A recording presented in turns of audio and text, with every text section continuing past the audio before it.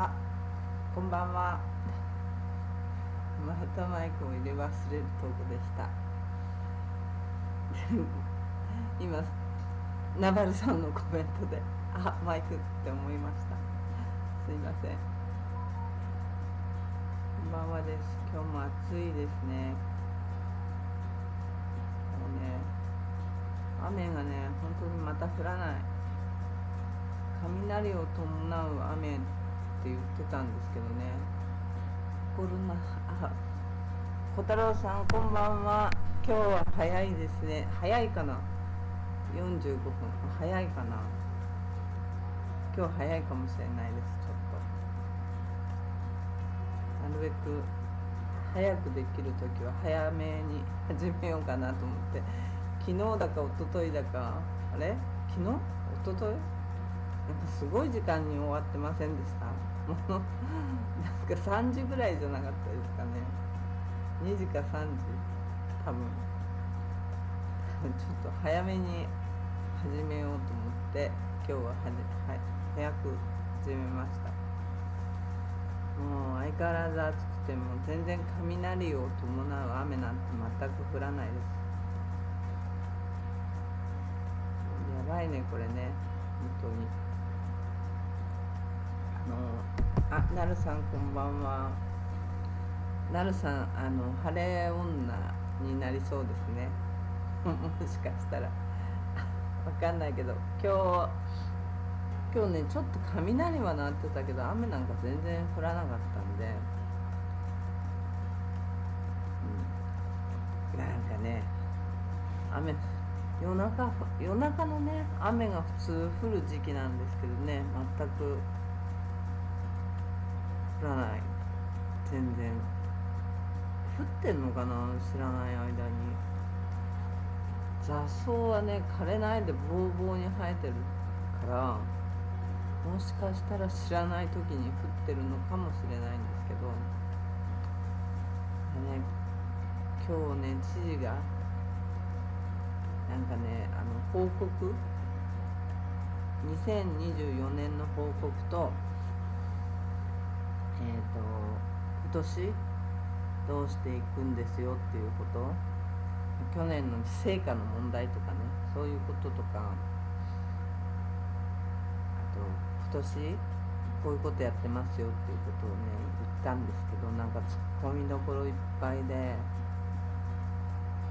観光の5つの柱とかも言ってたんですけど、あとね、安全保障の課題、地域のね、地域って国として国としてっていうか、サイパンとしての安全保障で、いわゆるネイビーの人だよね。全く治安の問題には全く触れてませんでしたね。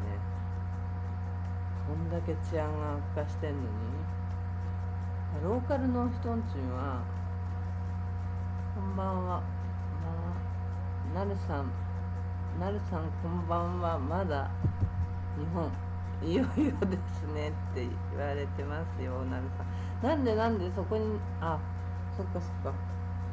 びっくりした。なんかピヨピヨって入るから、私の勘違いです。そうね、いよいよだね、なるさんね。全くね、治安の問題には全くこれっぽっちも触れてませんでしたね。ほんとびっくりなんですけど、も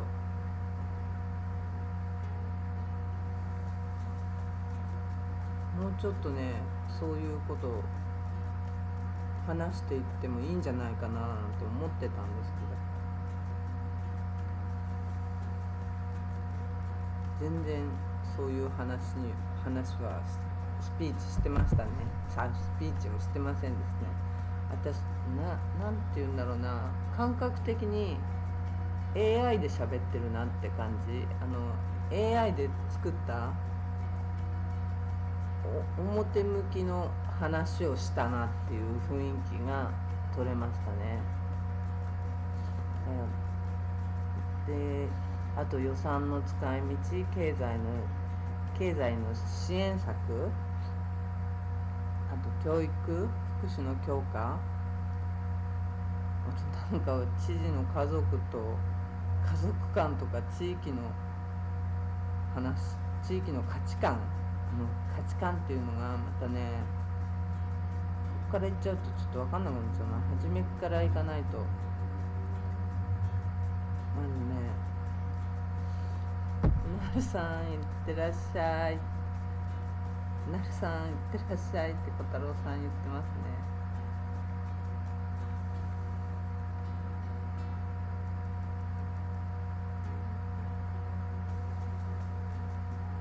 なるさん、まだまだ、まだまだって、まだまだじゃないでしょ。明日、明後日、明日か。言っちゃいけないのね。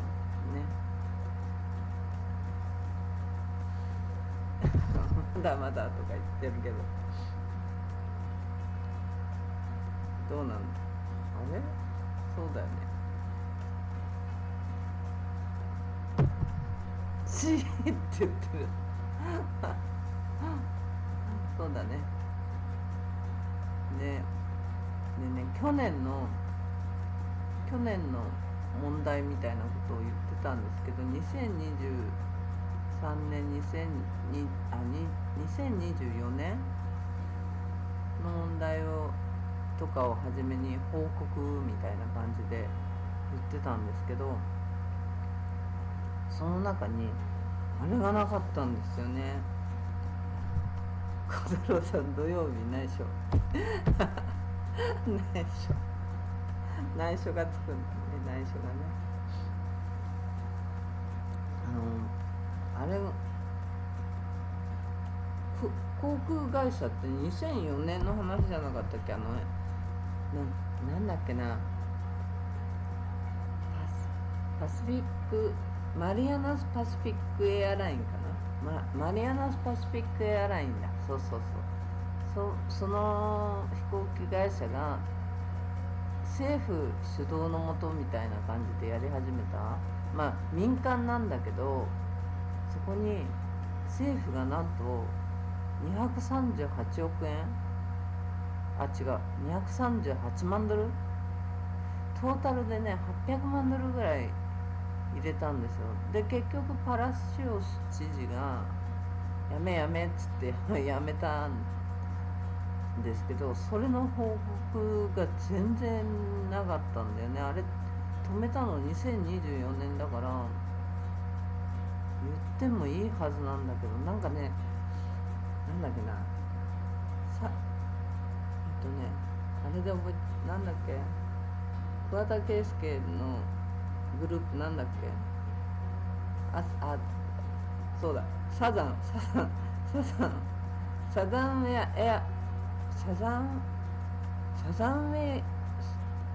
なんかね、サザンエアウェイズとかっていう名前で飛行機が一時期飛んでたんですよね。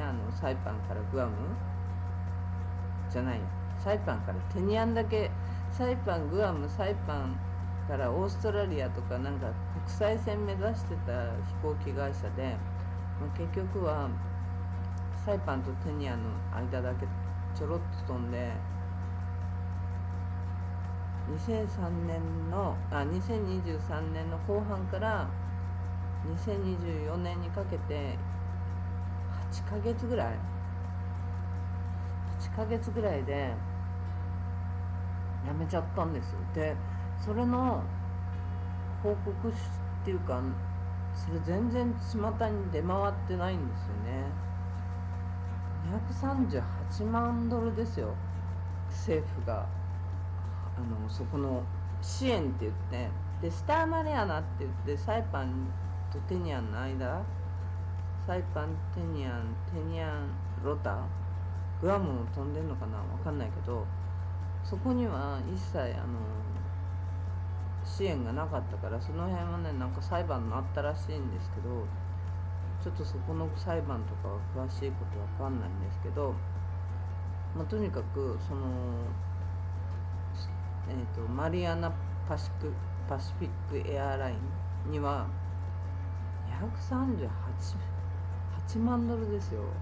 んでなんか合計で800万ドルくらいとかっていう話もあったんですけど、その辺はちょっと本当かどうかは分かんないんですけど、まあ、238万ドル以上っていうのは本当に政府がその会社に、できたばっかりの会社だったらしいんですけど、その会社にバンって渡したらしいんですよ。こんなお金あったら本当に今やってる人たち、今商売やってる人たちにもっとやれたんじゃないのって思うんですけどね。でこれの使い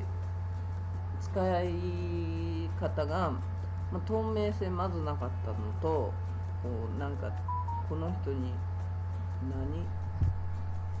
この人に出しますよっていうようなことが、話し合いとかが全然出てこないままバンって渡されて、で結局成果のないプロジェクトで責任所在はまたわからないっていう状態、結局は個人の会社だったからっていうような状態で、これは観光復興の元だからっていうような状態でそのお金を出したってその当時は書いてたんですけど、でこの飛行機が飛べばオーストラリアとかグアムとか近辺を飛ぶっていう。でオーストラリアは国際線を目指してたらしいんですけど、景気が回復しますって散々言ってたんだけど、全然全く実際今回のスピーチにも触れてなかったし、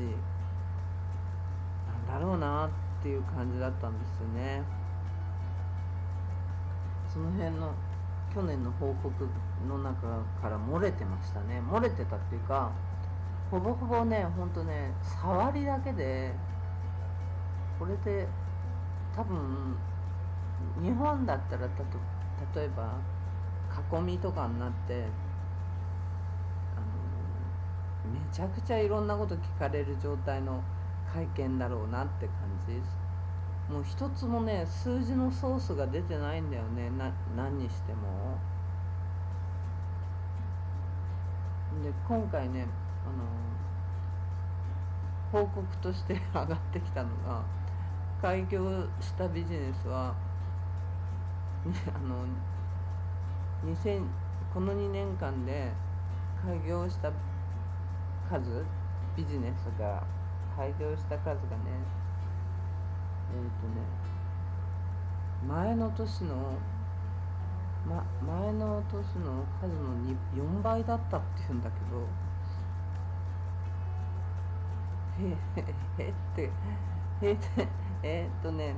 ここだ。過去2年間で開業したビジネスの数が閉業したビジネスの数の4倍だったって言ったのね。だから景気回復してるんだよって言うんだけど、閉店したビジネスは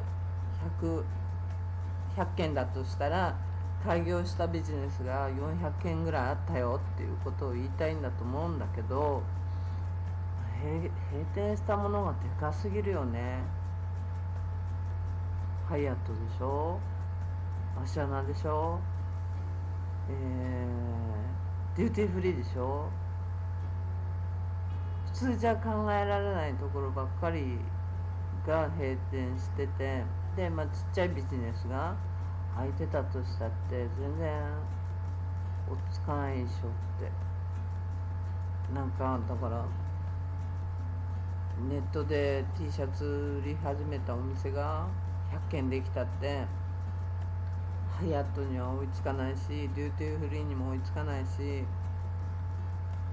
それでいて経済元気ですよって言われちゃってもちょっとね、なんかね、何言ってんだろうっていうようなことをね、結構言ってたんですよ。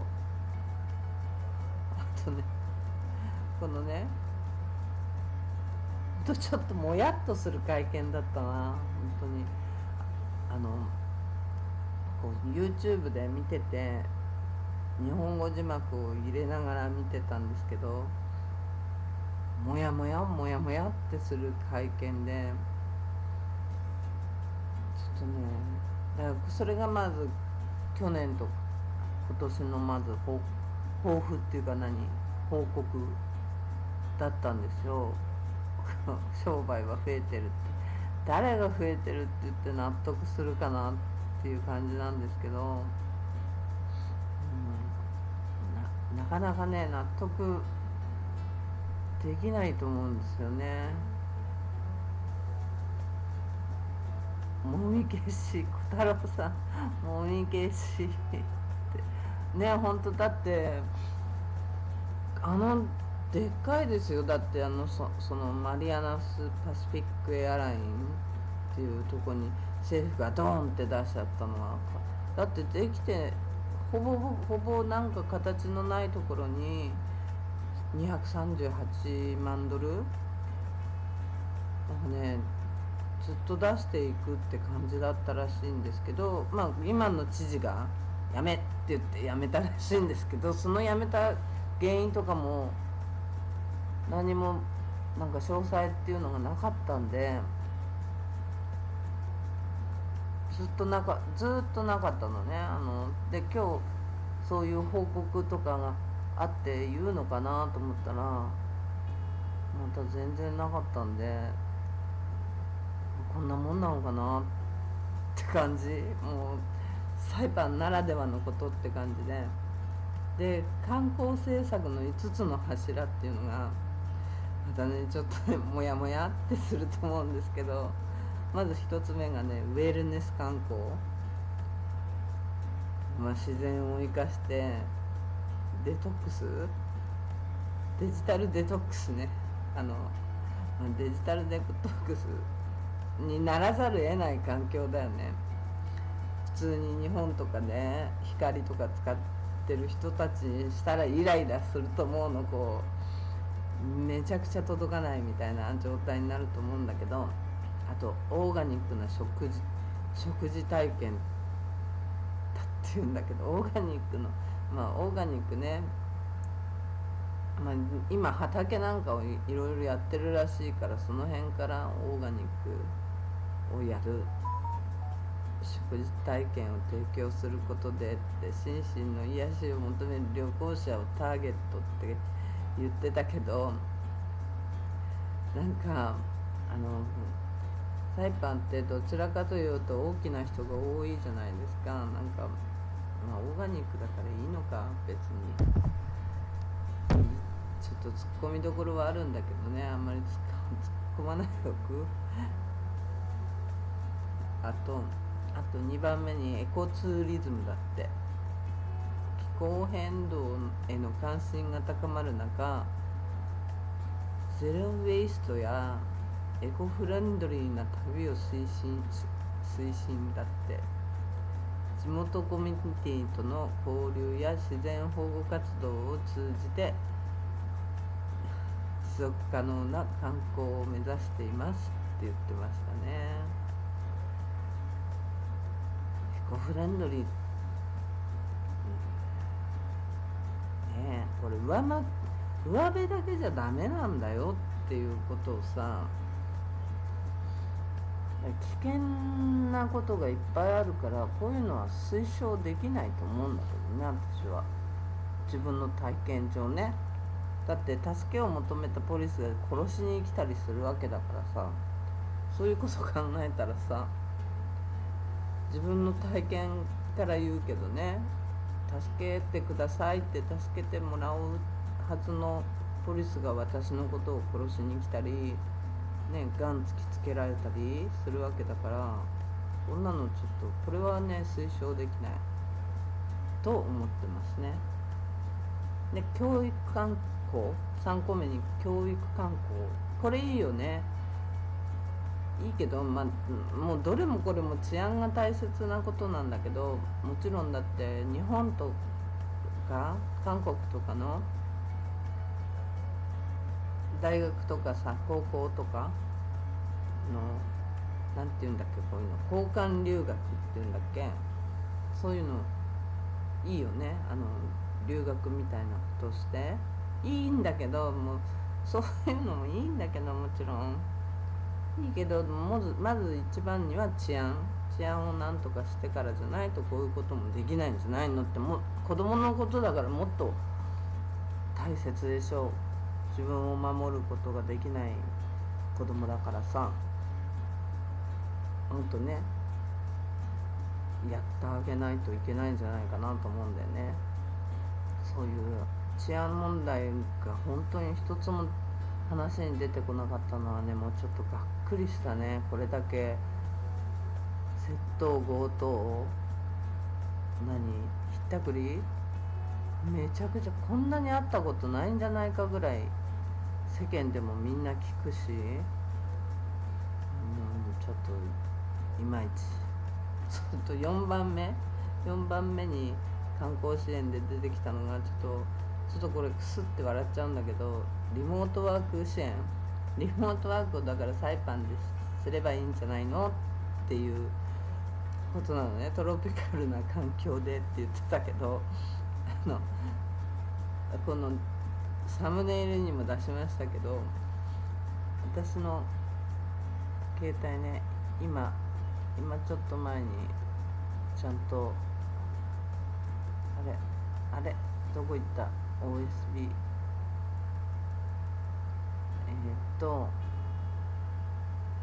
あれどうすんだっけこれ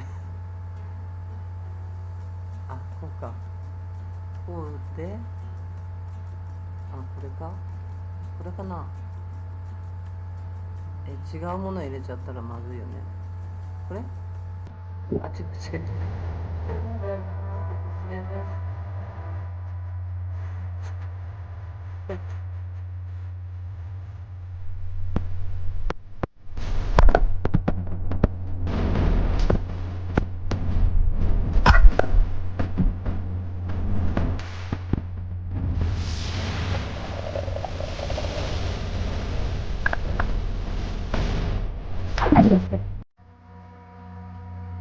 なんか音出てる？音出てないよね。大丈夫だよね。ちょっと待ってね。ちょっとごちゃごちゃになってしまいました、私。少々お待ちください。少々お待ちいただけますか。ちょっと待ってね。あれ、なんでそういう画像になった？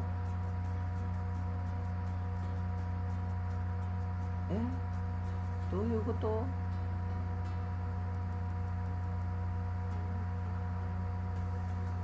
どういうことかな。ちょっとこっちの画像に変えとこう。なんかめちゃくちゃになっちゃった。ちょっとごめんなさいね。少々お待ちください。少々お待ちを。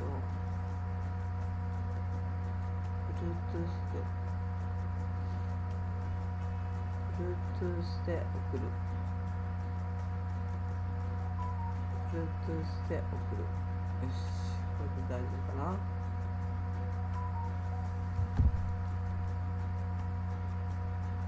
ちょっと待ってね。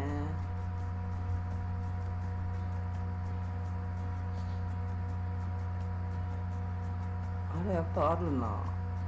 置き換えるでいいか。どこにあんのよ。どこに置いてあるんだろう、この映像。あった。これね、私の携帯、今さっき撮ったやつです。これ見て、ここちっちゃくて見えないかな。サイパン、私とかは 4G ですね。 4G 見えるかな。これ見える？見えない。 4G なんですよ。ここ見てください。で、ぴょっと 4G なんですよね。で、今日知事が言ってたのはちょっとびっくりぶっ飛んだんですけど、なんか知事とかは光が入ってるらしいんですよ。光だからって言ってて、何言っちゃってんだろうと思って、知事とかの公共施設には、公共施設っていうかガバメント関係のところにはとか知事のお家とかには光が入ってるって言ってたんですよ。お家だか会社だか、会社っていうかオフィスだかわかんないんですけど、ちょっとそこはねちょっとどっちだかわかんないんですけど、光がでも入ってるって言ってたんで、だからちょっとびっくりしたんですよ。私とかは 4G なんですよ。でしかも YouTube も止まっちゃうような状態でしょ。こう本当に流せないような状態だし、もちろん為替のチャートとかなんか見れないし、遅すぎて。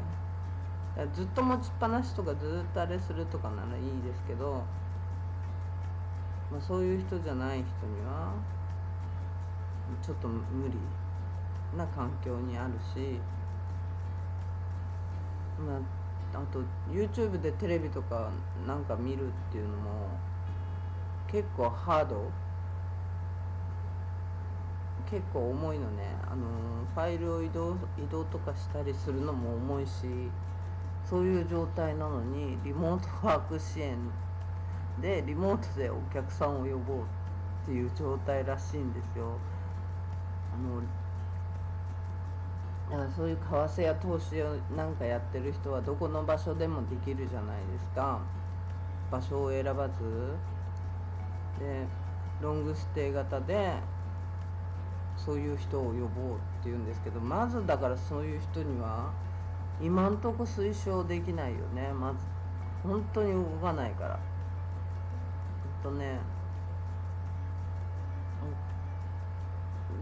この YouTube やってたってタイムラグひどいじゃないですか。1分ぐらいあるのかな、コメントと。結構なラグが多いから、変わったことしないでって。誰小太郎さん変わったことしないでって。私なんかした？もう消したよね私。あれまだ出てる？もう出てないよね。消したよね。よし、変わったことしないでで、だからリモートワーク支援って言ってたけどね、高速ネット導入っていうもう入ってるらしいけど、私たちには入ってなくて 4G なのね、まだ。ちょっとぶっ飛んだよね。ってガバメントとかには 4G 光が入ってんのって感じで、ちょっとびっくりしました。どこでも仕事できるっていう環境ではないですよね。ネット関係でやってる人にとっては。ほんとね、アプリなんかでも結局映像とか作るのにアプリ使ったりするのにネット環境が遅いから、本当にね動画作るの結構大変なんですよ。一回フリーズしちゃったりするとまた戻んなきゃなんないみたいな状態が起きるんで、そういうのはねちょっとなんかね、ノマドとか言ってた。なんかね、なんとかノマドとかなんて言ってたかな。ね。で、あとね、なんだっけな、観光には4つ今説明したよね。あともう一個なんかあったな。なんかやるって言ってたな。もう一個観光大賞に思い出せない。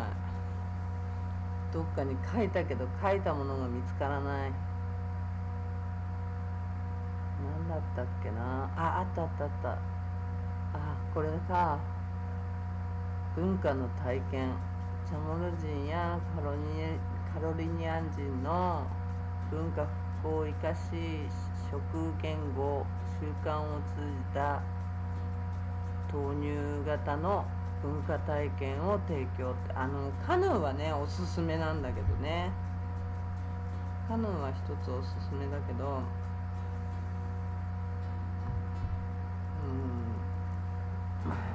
文化もいいんだけど、今回ね思ったのが、このミーティングっていうか、このスピーチ中にそこに20人ぐらいの人が来てたのね。その話を聞きに20人ぐらいだろうな。その人たちが来てて、自分の周りの人たちだよね。で、私がね会ったことある人も何人かいたけど、どっかの役所のちょっとした小さい役所の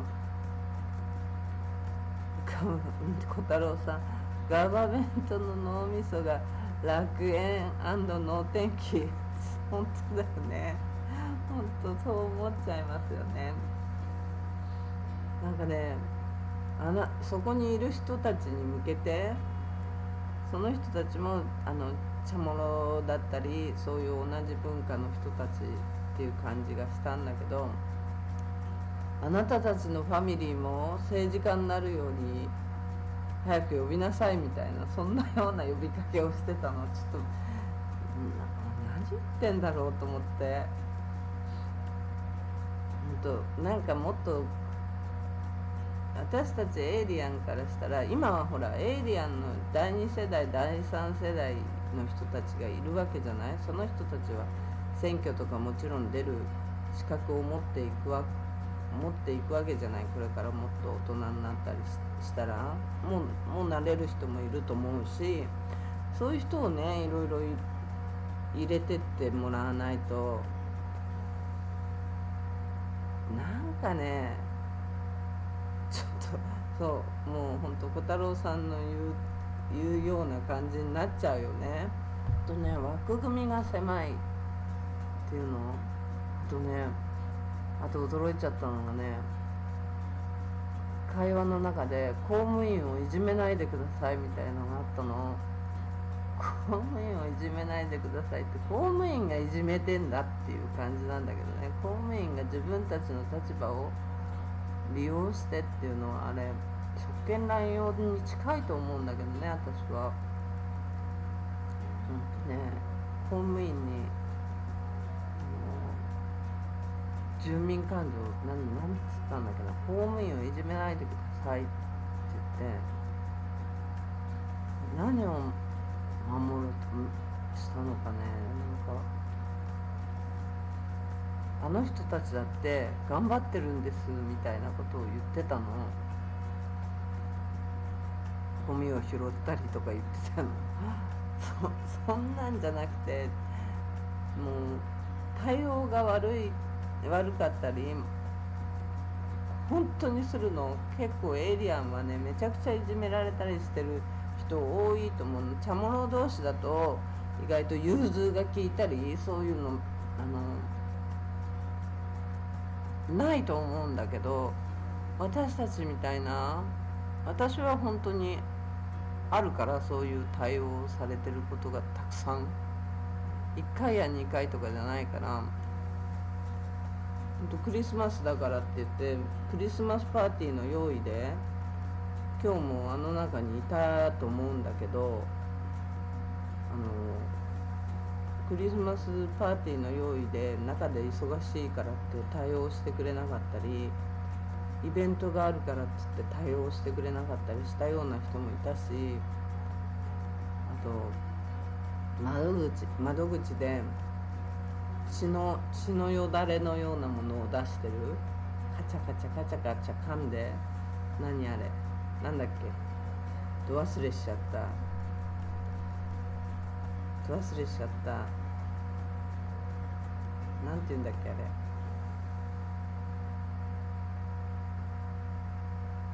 なんだっけ、赤い血が出るやつ赤い血じゃないけど赤いよだれが出るやつ、ちょっと赤いよだれが出るやつ、なんて言うんだっけ、ちょっと待ってね、ちょっと動画を変えたいんだけどな、動画を変えたい、とりあえずこれでビートルナッツ、そうビートルナッツをくちゃくちゃ噛みながら窓口で対応する人とか、あれ動画変わってない、変わったよね、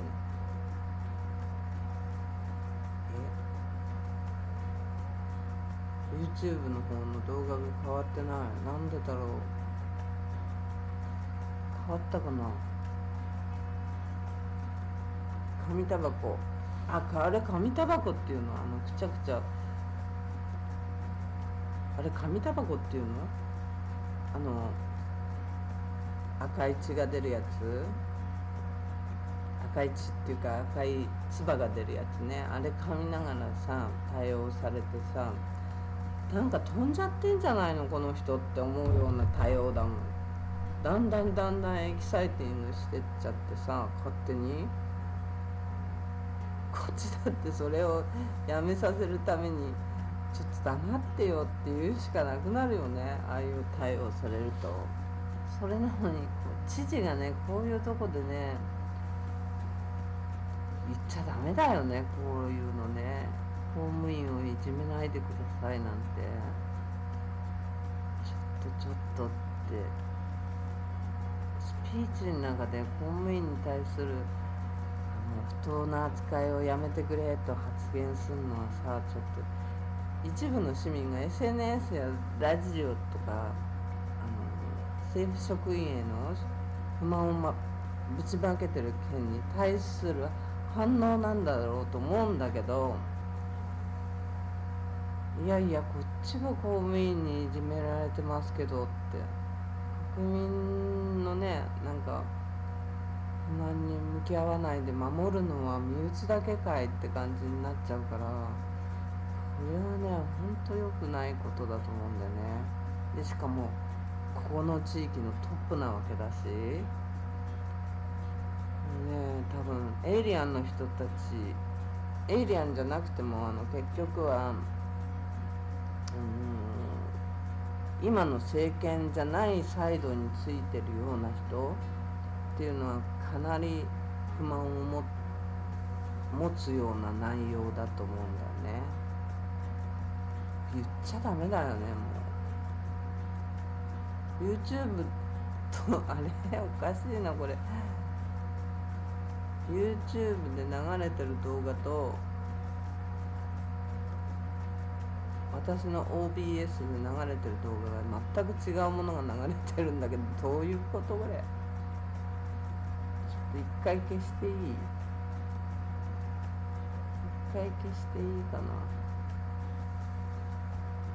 一回消す、これをつける、違う、これつけちゃダメ、これじゃない、あれなんでこんな違ってるの、みんなには何が流れてるかな、ガラパン流れてるかな、 YouTube でなんか違うものが流れてんだけど、どういうことかな、どういうことかな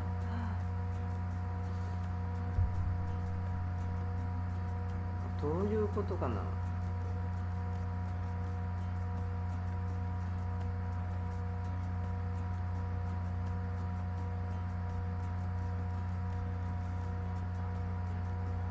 あれれれれ、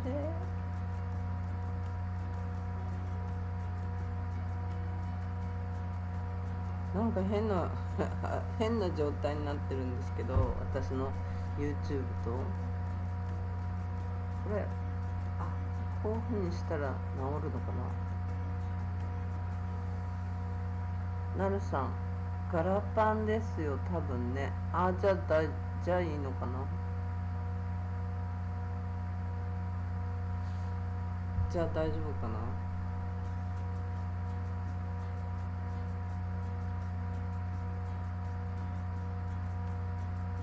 大丈夫かな。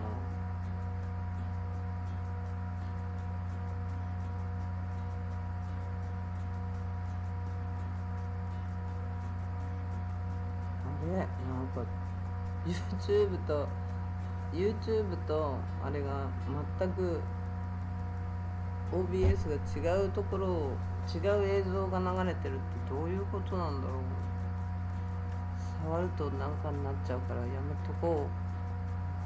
もうやめとこう。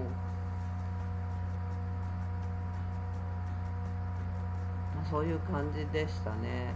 もうちょっとね、言っちゃダメだよなって。観光客、リモートワークしたい人はいっぱいいると思うんだよね、サイパンとかで。でもネットがねってみんな言うから、ネットがねってみんな本当今までは言ってきたから、ホテルとかには光が通ってるってことなのかな、もしかして。わかんないけど。ガラガラガラパン小太郎さん、ガラガラガラパン、ガラガラガラパン、ガラパン映ってます。じゃあ大丈夫かな。大丈夫かな。なんかね YouTube の映像と私の YouTube の画面と OBS の画面が全然違うものが映ってるんですよ。どういうことよこれっていう状態になってるんで、さっきこういじったからだと思うんですけど、もういじりたくないねこれね。怖い。ね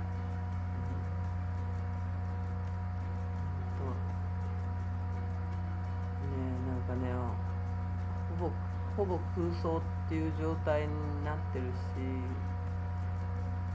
でね、あとあれを言ってたね。アメリカからの救済902、いつもこのチャンネルでは話すじゃないですか。902救済を交渉してる話も言ってましたね。だけど言ってるんだけど、結局は魔法の言葉を最後に全部使ってましたね。全部全てがちゃんとしたプライスっていうか値段、数字が全然どこにも出てこない状態で、今進行中ですっていう魔法の言葉、魔法を使ってました。進行、全てのことがみんな進行中です。これも進行中です。これも進行中です。いくら振り当ててんのとかさ、そういうのも全然なし。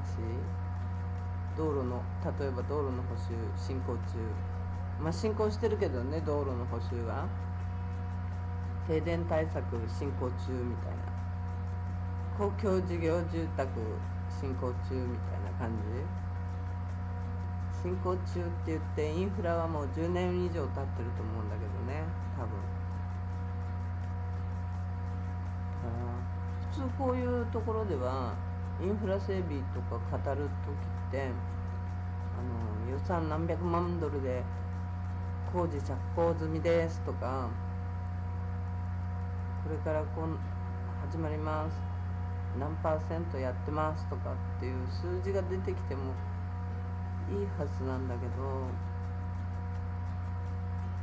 全くねそういう数字が出てこない会見でしたね。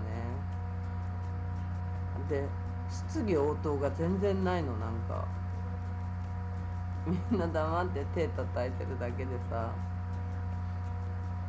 なんじゃこりゃって感じだった。ちょっとねツッコミどころ満載だったんだけど、私的には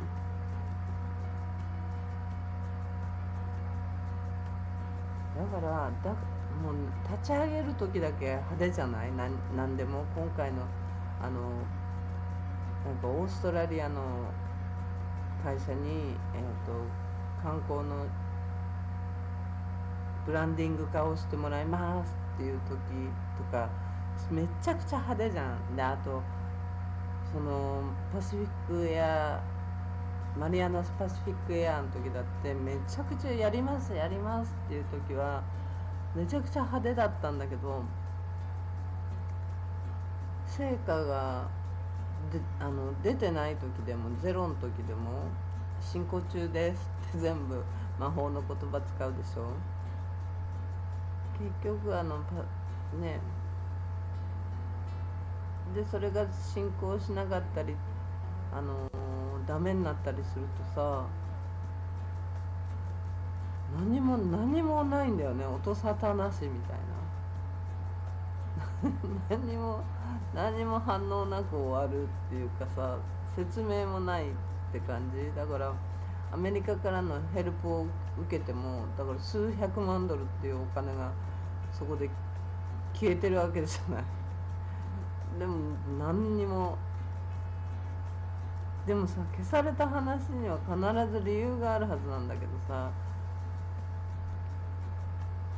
公的なシスチェックされなきゃいけないはずだと思うんだけど、あとね、そこでほら住民には還元されなくて結局そういうとこに使ったわけじゃん。コロナの復興かなんかのお金だったと思うんだけど、それでも住民には説明なしで、地元の人とか地元の人一部の人には説明がされてんのかな、もしかして。納得してんのかな、みんな。よくわかんない世界なんだよね。一番もやっとしたのはとにかく公務員をいじめないで発言だったけどね。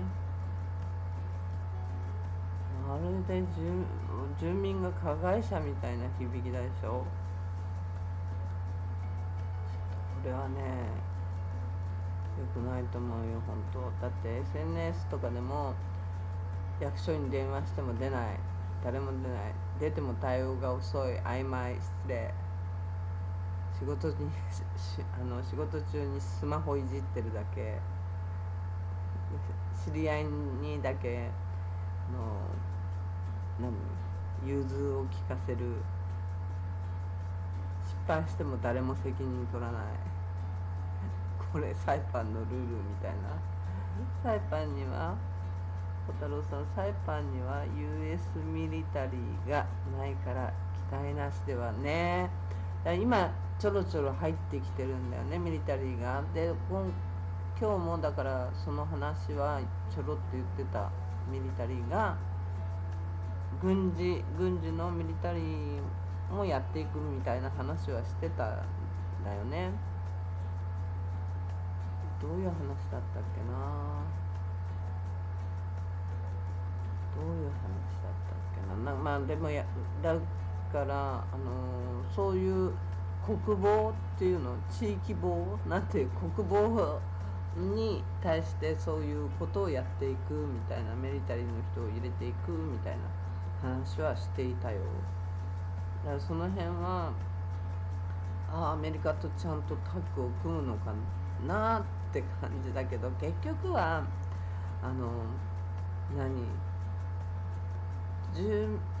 ここの人たちの一部の人たちなんだろうと思うんだよね、多分。その人たちがめちゃくちゃ強くてみんな何も言えない状態みたいな感じ。この間もテイスト・オブ・マリアナとかでローカルの人に結構意見聞いたけど、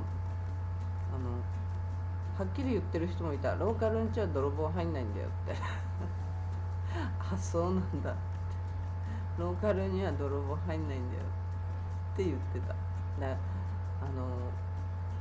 ハーフとかローカルと権力のないローカルの人と結婚してるようなところには泥棒入るけど、権力のあるお家には入らないから、そういう人たちがいっぱい政治家になったりしてるから、庶民の声は届かないんだよって、こんな狭い島でも言うんだと思ったもん。ちょっとびっくりしたんだけどね。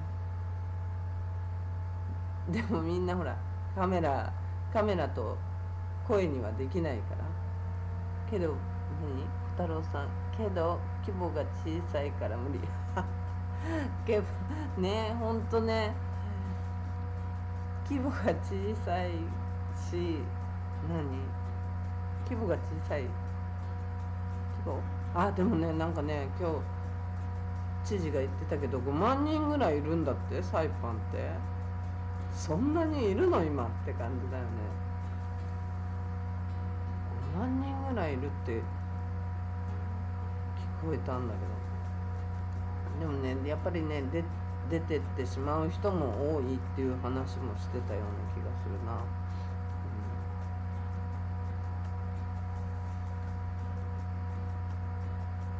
とにかくね、ほんとね、公務員いじめてるなんて誰って感じ。公務員の方が断然本当にサイパンの中ではね、一握りでしょ。公務員の方が住民をいじめてると思うんだけどね、私的には。だってこっちはさ、生活がかかってんのに書類後回しにされたりさ、申請書を持ってっても目も合わせなくてポンって置いちゃったり、ほんとね、ひどい待遇されたりしたよね。昔なんか店やってる時だってもうすぐ手出すしね、すぐ手とかさ、聞いてないふりするとチップとかって言ってね、10ドルとかってすぐ言ってくるからね。10ドル20ドルとか、ひどい時は100ドルとか。昔はイミグレーションレーバーオフィスとかなんかはもう200ドル出さなきゃこれは出してくんないってよって言われて、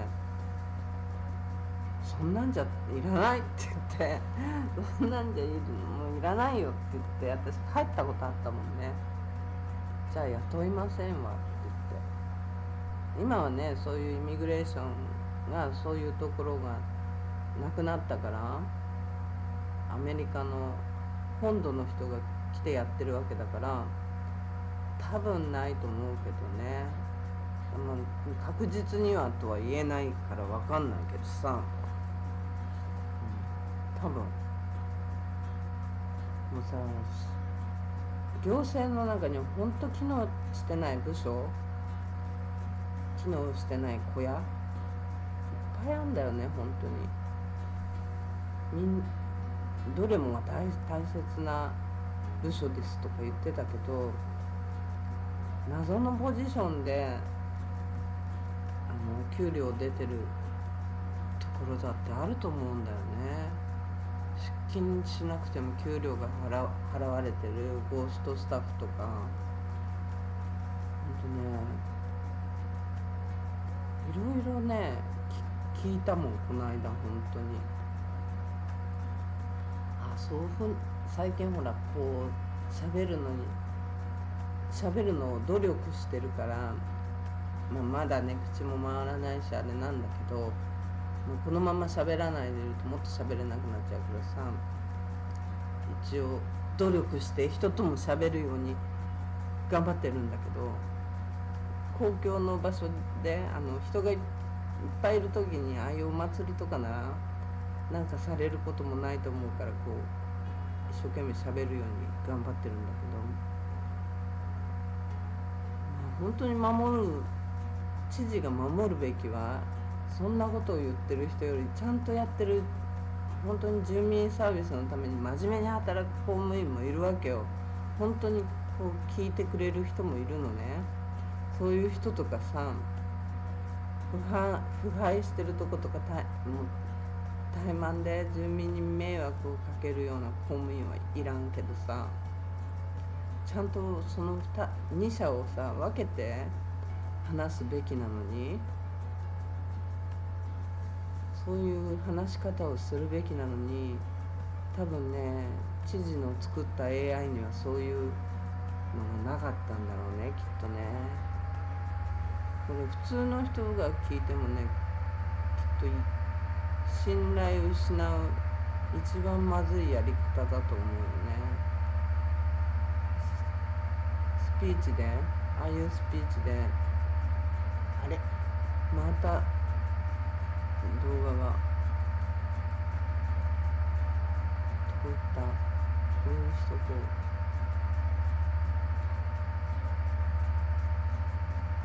スピーチで、ああいう本当に知事のスピーチで政府機関を守ろうとする姿勢とか、内部の人間関係を最優先するような発言、あれはやばいよね。市民の怒りや不安をさ過剰反応する一方、対応策は出さないわけだからさ、なんか本当それこそ卵の中に引きこもった行政構造だよね。ちょっとこういうんじゃ本当良くないと思うんだよね。だって日本の中でも総理大臣が家族の話とかしてんのあんまり聞いたことないし、今日家族の話とかもしてたんだけど、あれ多分ね AI で誰かが作ったんだと思うんだよね。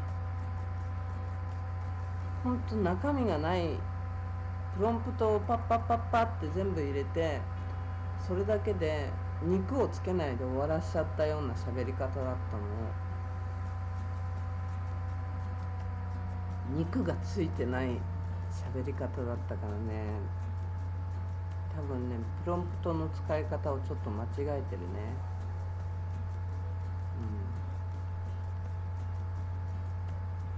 行政の人たちなんかさ、もう聞くとローカルの人でも言ってたもんね。役所に行くと聞いてないふりとか曖昧な回答と、記録に残らない非公式対応がめちゃくちゃ多いって。本当その通り、私のところにはそういうことがもうめちゃくちゃあるけど、これでね信頼性がなんで崩壊していかないのかっていうのが本当不思議なんだよね。サイパンだからかな。どうだと思う？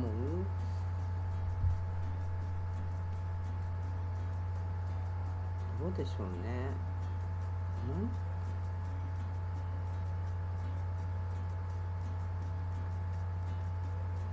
何なんだろうなって本当思うんですよ。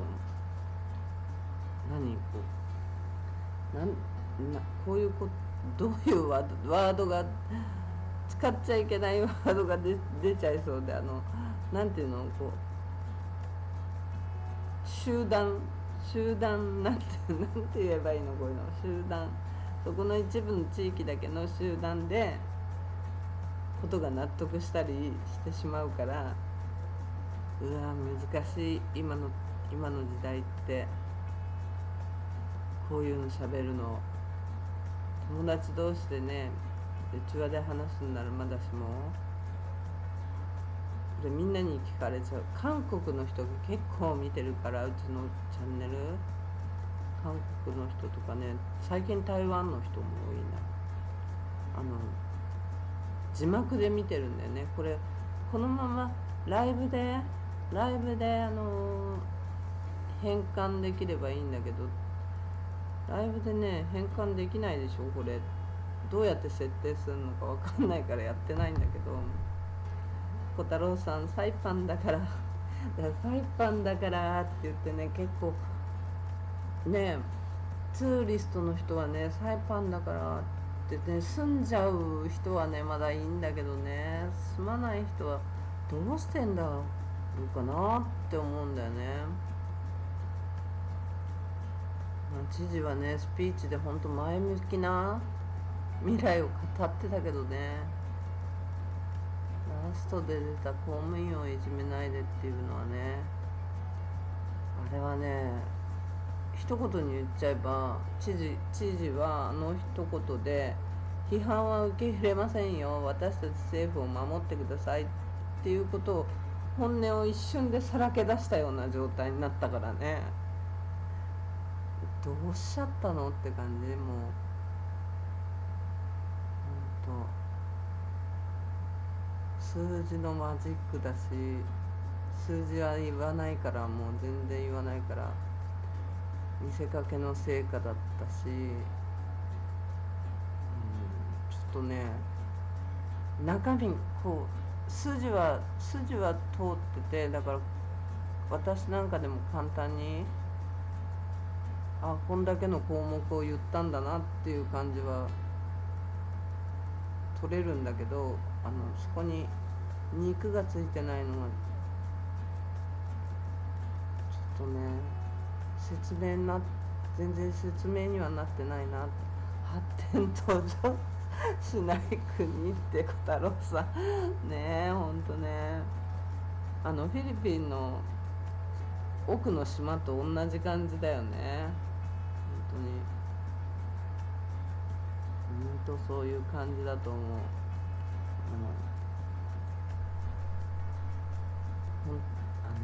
日本の本当昭和初期にこういうことあったでしょ、多分1900戦争後だと思うから、1950年代ぐらいとか、そういう感じだったんじゃないかな、こういう感じだったんじゃないかなと思うし、昭和のオリンピックぐらいまでそういう感じだったんじゃないかなとも思うしね。そういうやり方が通用してた時代だったでしょ、日本でも。でも今でもあるもんね、裏金とか、裏金問題、日本でもあるよね。ちょっと昔にあったよね。なんか盛りかけみたいな問題がガシャガシャある感じな状態かな、早く言ってしまえば。もう黒塗りだらけだよね。決算書はやっぱり日本みたいに黒く塗ってあんのかな、こうあっちもこっちも真っ黒になってんのかな、もしかして。いや、どれもこれも見えない状態になってるでしょ、ああいうのって。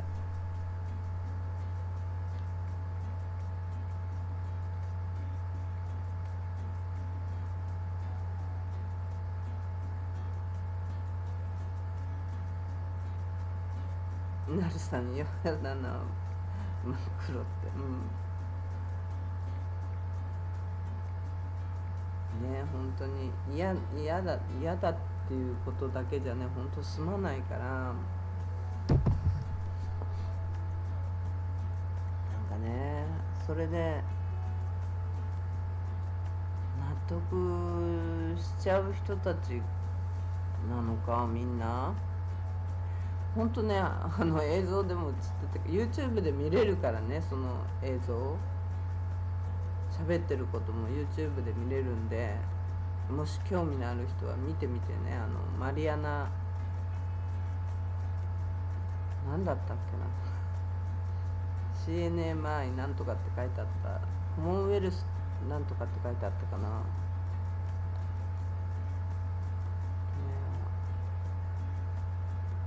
その周りで拍手してる人たちもね、大丈夫って感じだったけどに思えた。こんな状態だと真面目に暮らしてる人は自己防衛に走るし、私もそうならざるを得なくなってるけど、観光客やね、投資家がまず離れるよね、本当に。もうどんどん離れてるわけだから、今回知事が事業が増えてるって言ったけど、本当どのレベルで増えてるって言ってんのかが意味わかんない。こんなデューティーフリーだのね、ハイアット、ちょっと前にはマリアナリゾートだって大きな損失だったはずだし、しかも JTB だって撤退してるわけだし、それともう一つ言ってた、誰一人取り残さないって、全ての市民の声を大切にするって言ってたんだけど、どの辺がですかって。私の場合で言ったらもう12年前の事件が未解決っていうか、事件じゃない、事件にもされていない未解決で、今回の強盗事件も不起訴放置、本当にね、記録にも残んなくなっちゃうんでしょ、こういうのって。もうどんだけメンタル追い詰められてるか分かんないだろうと思うのに、誰に誰一人取り残さないって、全ての市民の声を大切にするってどの辺がだよって感じなんだけど、親戚仲良し政府そうなんですよね、小太郎さんね。本当に事件の被害に遭った後、何もしてもらえない、声も届かない、忘れられるっていう感じだからね。で、警察のトップの人は安心してって言ってくれるんだけど、安心材料が一つもないんだよね。だってこの間の警察だって名乗った人だって何しに来たんだか全く分かんないもんね。名乗っただけで警察じゃないかもしれないわけだし、この間数日前のね、あれだって何者だか全く分かんない。私に用があるんだったら何か言うでしょう。私が出てきてるんだから、本人が出てきてるんだからさ、何か言うはずなのに何にも言わないで出て行ったん、さーっといなくなったからね。ちょっとあれ、こっちのガラパン、これを消す。ね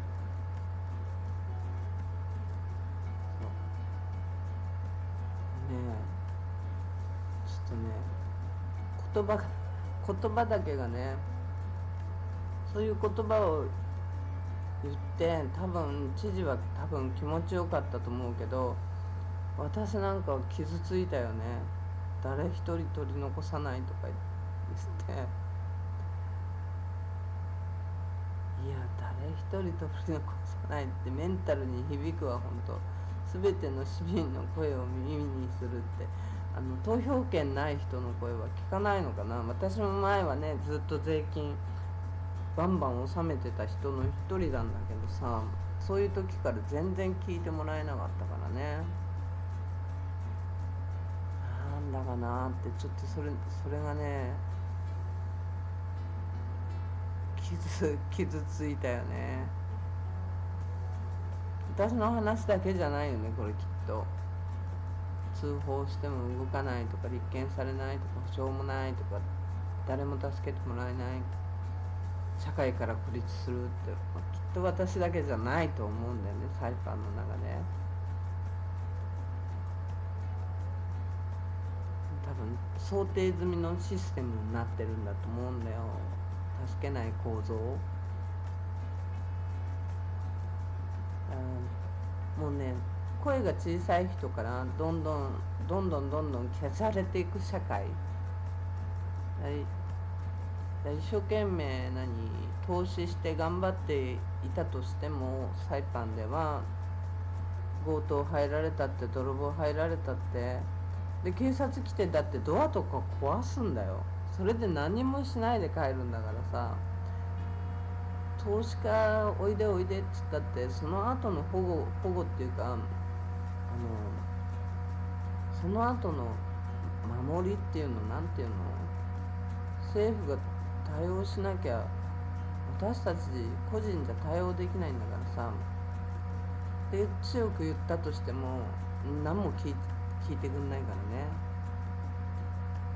普通の人はやっぱり強く役所にも言えないっていうのがあるし、でももちろん私なんかだってそうだけどお金がないで、他の人は、私のチャンネルだって何の意味もないかもしれないじゃん。こう世間に届くチャンネルではないから。で SNS もやってない、つながりがないってなると、もうこういう人は順番に消されていく、本当に消されていくだけしかないっていう状態で、今日このスピーチをさ聞いてほっとした人も、安心して拍手してた人たちもいたけどさ、でも明日当事者になるかもしれないんだよ、本当は。分かんないけどね、分かんないけど、ならないかもしれないけど当事者になるかもしれないじゃん。もし事故に巻き込まれたりさ、理不尽な会社で解雇をされたりさ、サイパンでね空き巣に入られたとか、家族が暴行されたとかさ、そういうことになったらこう私の立場になるような人もいるかもしれないんだからさ、明日もう分かんないよね本当に。私だってこんな状態になるとは思ってなかったし、でもね、ちょっとスピーチはなかったなって思うね。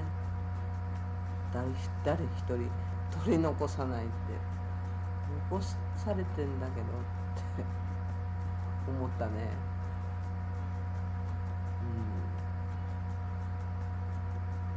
だから事件のこういう被害に遭って助けを求めても届かないシステムになってんだなって思った。本当にサイパンって私だけが取り残されたからじゃないよ本当に。私みたいに取り残されている人の存在が消されてってると思うし、誰も気づかないままた誰かがこの先も取り残されるのかもしれないし、それがだってツーリストだったりするわけかもしれないじゃん。昔2人の女の子が兄弟殺されちゃった子たちだってさ、もっと探してほしかったかもしれないじゃん。もっとねお金があれば探したかったかもしれないじゃん、ご両親だって。だけど探せなかったっていうか、うやむやのまんま分かんない状態じゃん。日本の方が、日本のこう喋る番組なんて言うんだっけ、日本の喋るミヤネ屋とかああいうとこの方が結構追いかけてたでしょ、意外と。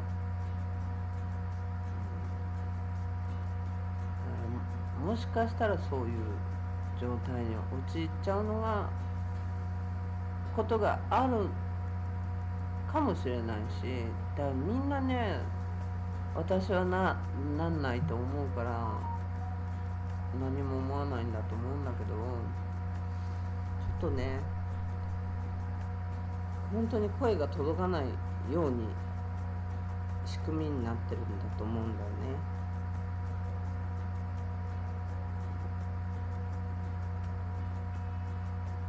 仕組みはそういう風になってると思う。どこに声かけに行ってももう話は通通で聞かなかったことにしておこうぐらいの状態になってるんだと思うんだよ。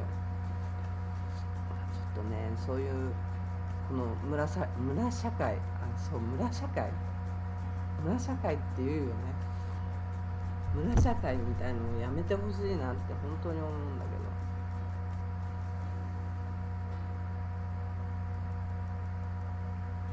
村社会だ。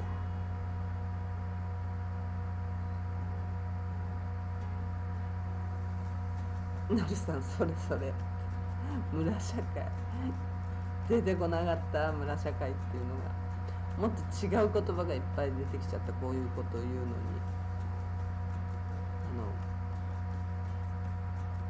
よくあったのよね。そんな今そのダメなワードを言おうとしちゃった。ダメだよね。ほんと親戚仲良し政府なんだよね。それがさ、やっぱりこう違う考え方を入れられないっていうのかな。結局は100あるところが 50% のところで止まって、結局ここでうろうろしちゃうっていうような感じ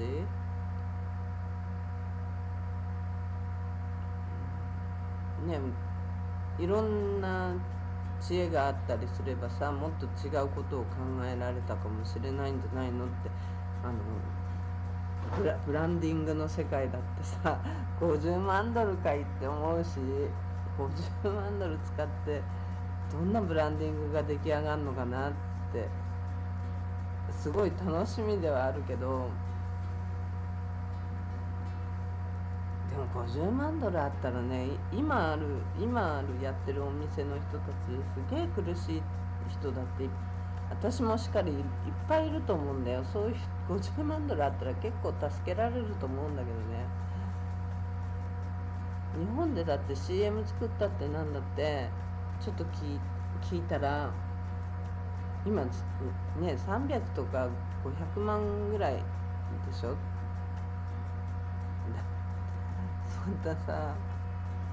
そんな50万ドルってどこに払うんだろう。すごいモデルさんとか来んのかな。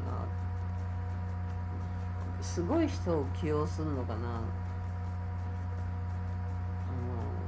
昔10年前ぐらいかな、すごいびっくりした広告があったんだけど、日本でね、西新井とかその辺のまあ東京ではあるけど結構外れの方の西新井とかのマンションの物件にブラッド・ピットが使われてたんだよね。ああいうのびっくりしたけど、ああいう感じのセンセーショナルなあれになんのかな。もしかしたらブラッド・ピット使っちゃうんだって、ここのマンション売るのにって思ったことがあったの。結構高いよね、ブラピ使うのは。マンションがね大体が高そうだった。そこの地域にしては。あ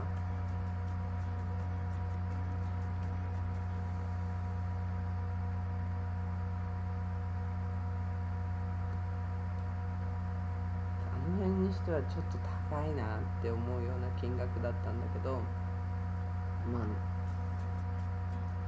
ブラピが使われてましたね。なるさんブラピってそうブラピが使われてて、まあ、ちょっとね廃れた頃ではあったと思うけど、それでもいい値段するでしょう。ね、日本だけがあれじゃないけど、今はほら韓国の人の方が観光客は多いし、もちろん韓国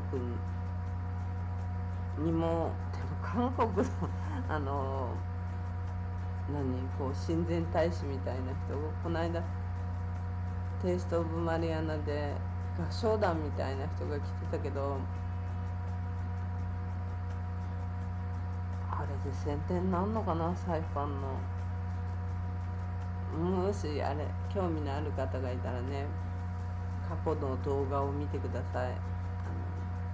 先週ぐらいの動画に載ってます。あと日本の地下アイドルとどういう宣伝をしてくれるのか。熊田曜子ちゃんとかのねDVD とかのがよっぽど宣伝になったと思うんだけど、熊田曜子ちゃんもサイパンでDVD 撮ってるんですよ。ハンバーグとか作ってるのがうちの家で撮ったやつですね。ずっとうち泊まって、それで撮影してたんで、誰だっけな、いっぱい来てるんですよ、グラビアの子。名前が全然、熊田曜子ちゃんしか思い出せないけど、ちょっとお水飲みますちょっとごめんなさい。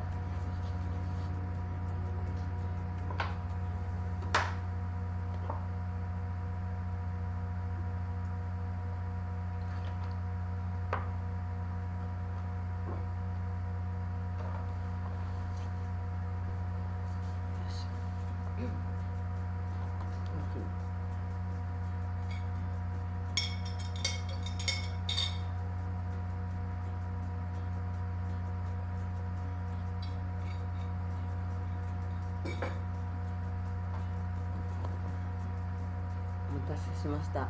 でも小太郎さんとか言うぐらいに、普通にツーリストでリピーターの人が言っちゃうぐらいに、サイパンってサイパン、それがサイパンみたいな、みんな言うからね。それがサイパンって知れ渡っちゃってるのがやっぱ良くないよね。ちゃんとしてるっていう風になんないとね。それがサイパンって知れ渡ってるから、そんなもんでいいやって思うのかな。じゃなきゃどうなんだろう。それがサイパンって言われて、サイパンの人たちっていうかさ、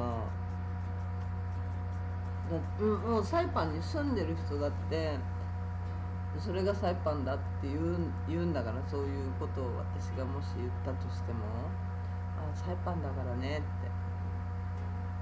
それでそんなのだから政府の人たちにだって聞こえてるはずだと思うんだけど、全然悲しくないのかなと思うんだよね。こう結局はバカにされてるのと同じでしょ。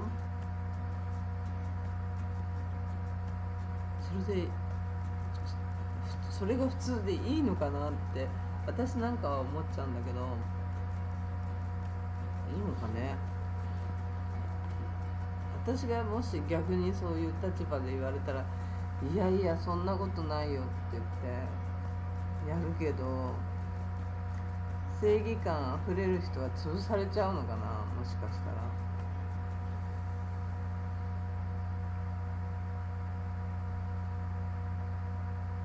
正義感ある人はみんな潰されてっちゃってたのかな、今までも。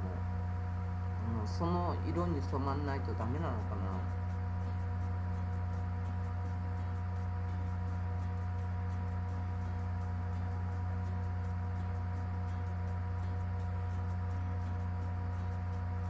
どうなんだろう。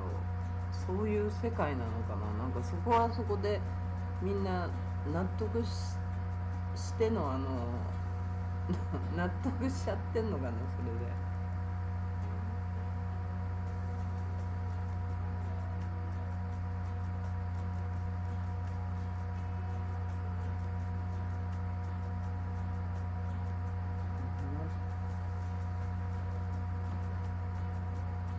いやいや、それは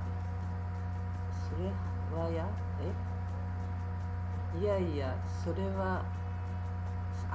れはやはり怖いってか小太郎さん、なるさん、日本人のお店に行くとウェルカムですよ。楽しみですね。日本人のお店？小太郎さん、何々日本人のお店がほぼないけど、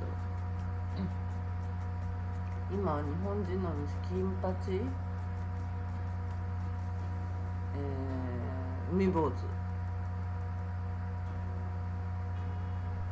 くらいかな。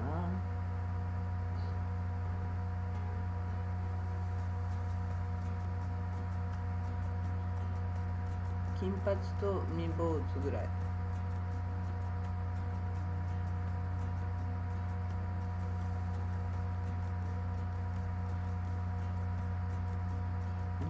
してんお店ってそのぐらいだよね多分。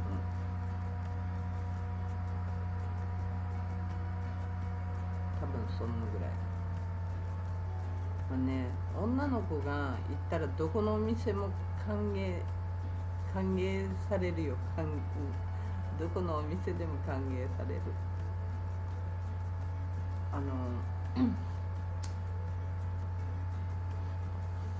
私はね、韓国料理だったらおすすめは目の前クラウンホテルの目の前の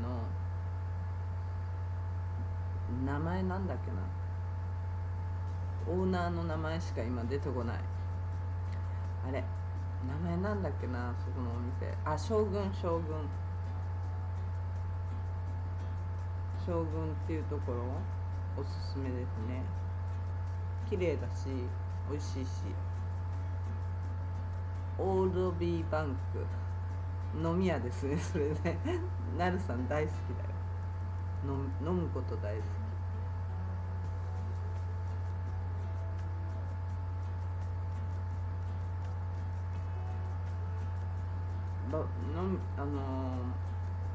もうそろそろ飲み始めてんじゃないの。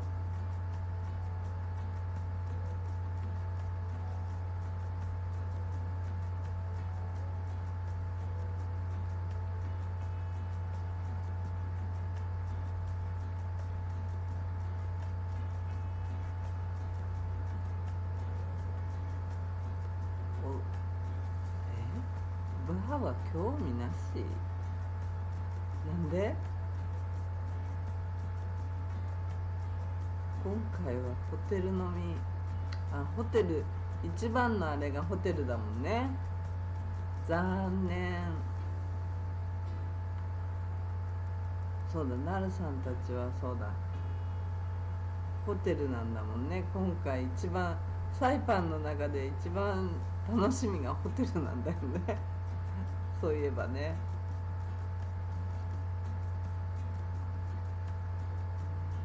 一番楽しみがホテルって珍しいかもしれないね。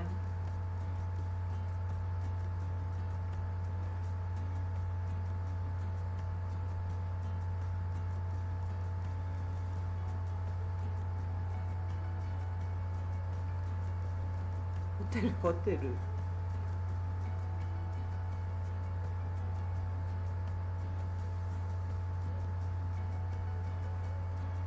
なんだね。高いから満喫します。高い。値段が場所が値段がってこと？値段が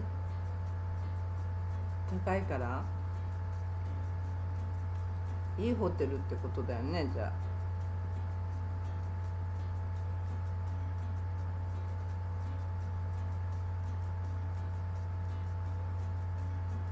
いいホテルそのまんまじゃん。いいホテルってことなんね。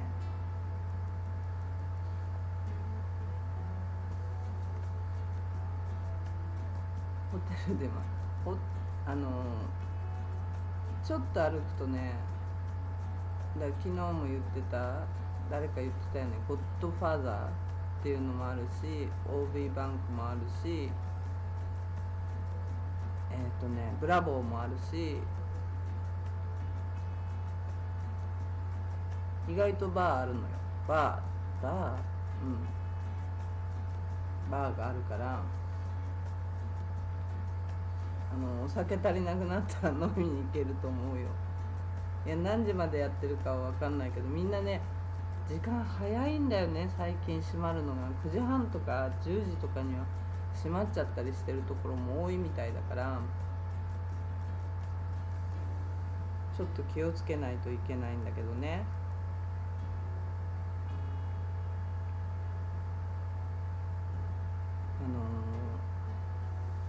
お酒だ10時まではお酒買えるから、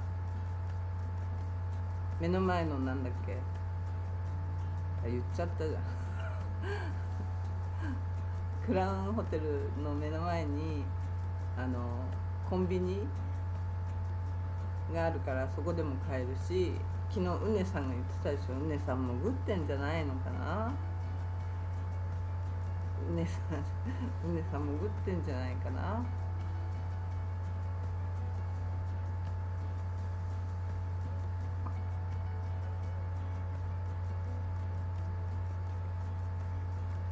潜ってないのかな今日は。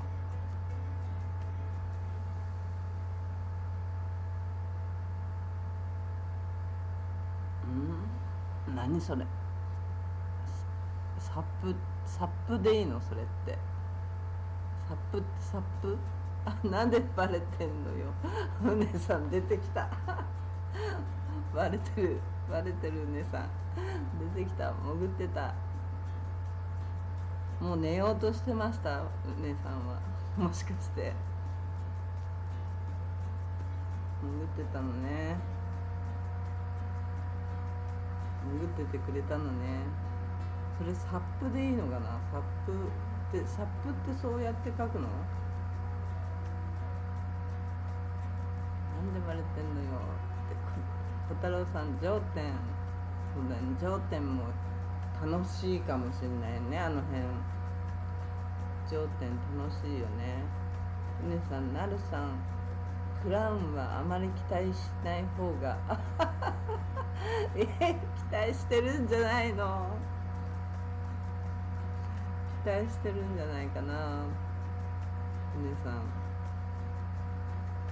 だってホテルが一番いいって言ってたじゃん。ホテルで一番楽しみたいって言ってたよ。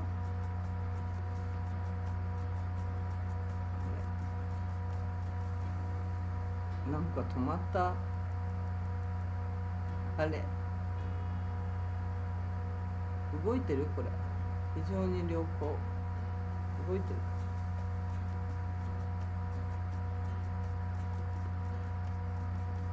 クラウンホテル綺麗だよね。でもね、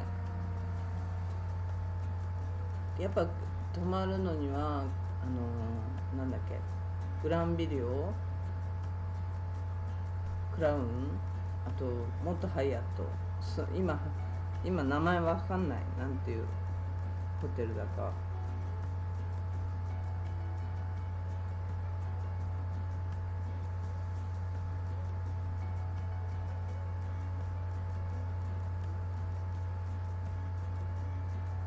ホテルで飲み、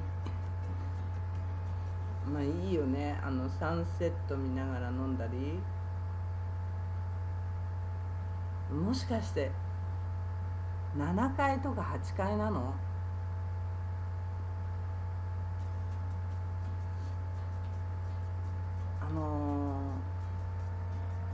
グランビリオも今の時期ってタガタワーに泊まれるんだよね。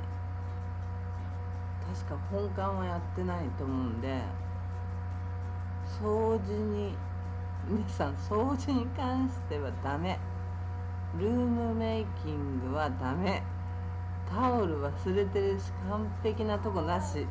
そうなの。あら、本当。それはちょっとダメだね。あんだけいいホテルなのに。それちょっと悲しすぎるね。それちょっと悲しすぎません？本当にスタッフいないのかな。でもフロントのね、男の子すごいいい感じの子だったよ。ちゃんとしてて、多分ね中国系の子だったと思うんだけど、ちゃんとしてる感じの人だったよ。なんかダラダラしてなかった。ルームメイキングだ。床はジャリジャリよ。床はジャリジャリなの。なるさん、そんなってそんなだよね。そんなだよね。あ、そんなってなっちゃうよね。床ジャリジャリなのねさん。それまずくない？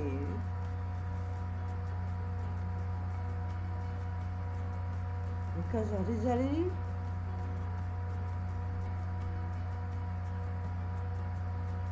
あ、またハートしてる。うねさんだな。うねさんがハートしてるな。うねさんしかハートしないんだから多分。なはるさんちょっとね。でも綺麗だよ、本当に見た感じは。中は本当にわからない。床はジャリジャリなのおねさん。ちょっと困っちゃうね。お金いっぱい払うのにね。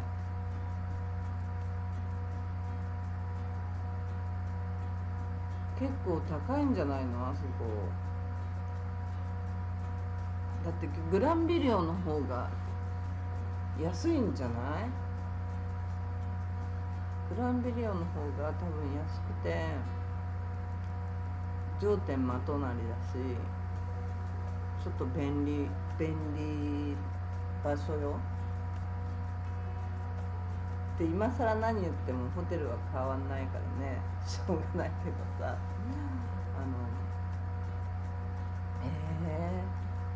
床はジャリジャリ。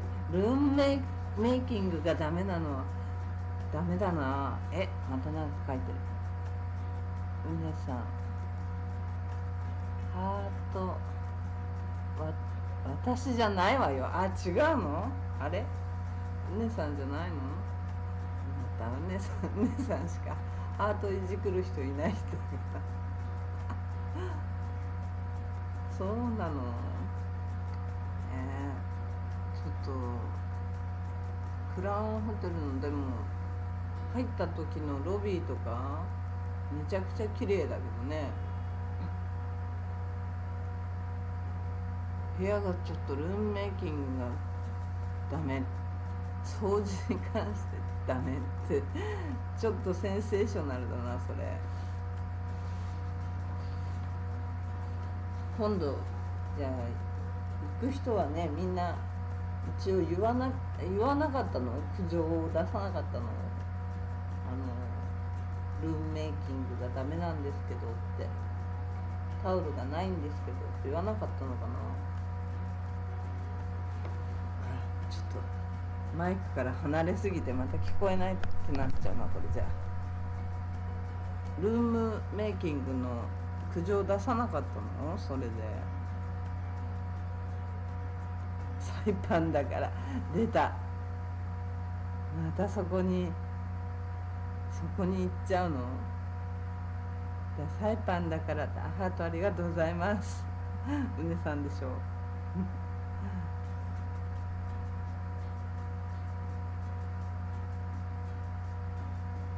小太郎さんで小太郎だよって。あ、そうなんだ、小太郎さんが言ってくれたのね。ありがとうございます。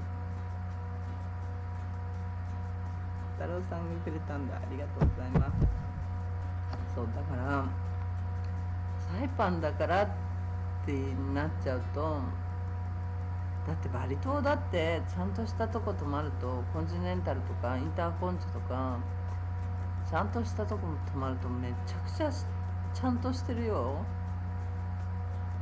ハイアットクラスだって、グアムだって違うじゃん。グアムのハイアットだってもう何年も行ってないけど、お湯はちゃんと出るから許せちゃうあ、そっか、お姉さんお湯はちゃんと出るから許せちゃう。もうさ、お湯で納得しちゃうのちょっと悲しいよね。だからさ、サイパンでゴミ拾いしたらすごい称えられるみたいなさ、今日も知事がゴミも拾ってるしみたいなこと言ってたけどさ、ゴミを拾うの当たり前だからっていう感じじゃない？ゴミとかお湯とかサイパン他と比べちゃダメって。あ、お姉さんすいません。そうね。でもちゃんとしてるよ、ほんと。南の国に行ってもどこ行っても、ちゃんとしたホテルはねやっぱりちゃんとしてるし、もうね、グアムでもちゃんとしてる。ハレクラニとは比べ物にならない。比べちゃいけない。ハレクラ比べちゃいけない。ハレクラには比べちゃいけん。いけませんね。比べちゃダメだね。だからグアムのほんとハイアットだってめちゃくちゃ、もう10年ぐらい前だけど私行ったの、もっと前かもしれないし、それでもちゃんとやっぱちゃんとしてたもん。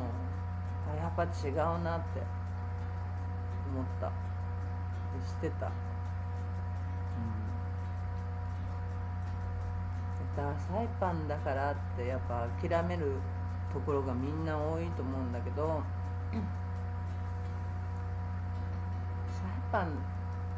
サイパンの人たちはサイパンだからって言われてんのも絶対耳にしてると思うんだけどね。それで悲しくないのかなって思うけどね。私なら嫌だけどね。サイパンだからって言われるの。そこがサイパン。だってフィリピンのホテルだってちゃんとしたとこすげえちゃんとしてるじゃん。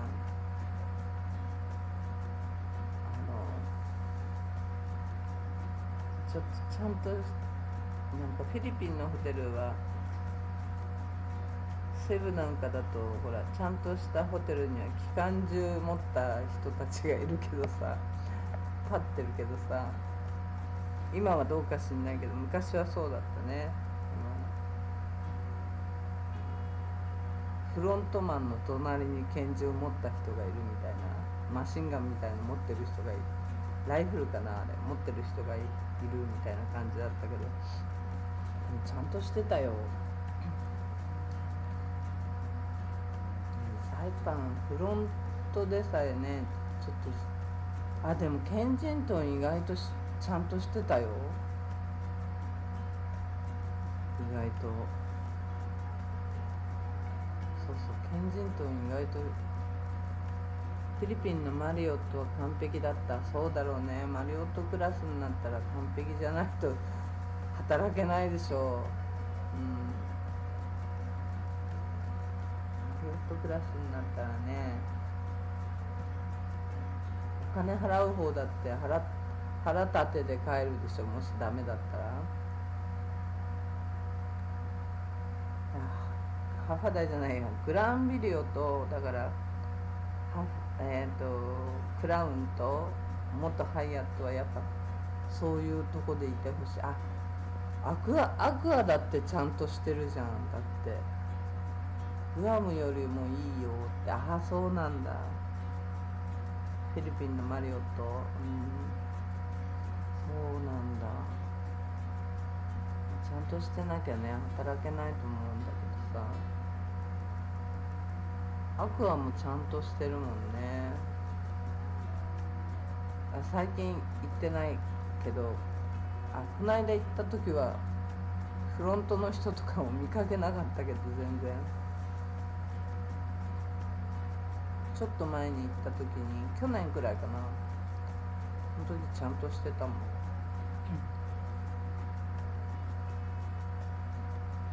クラウンホテルのフロントの人もちゃんとしてたよ。グアムよりもいいんだ。小太郎さんじゃん。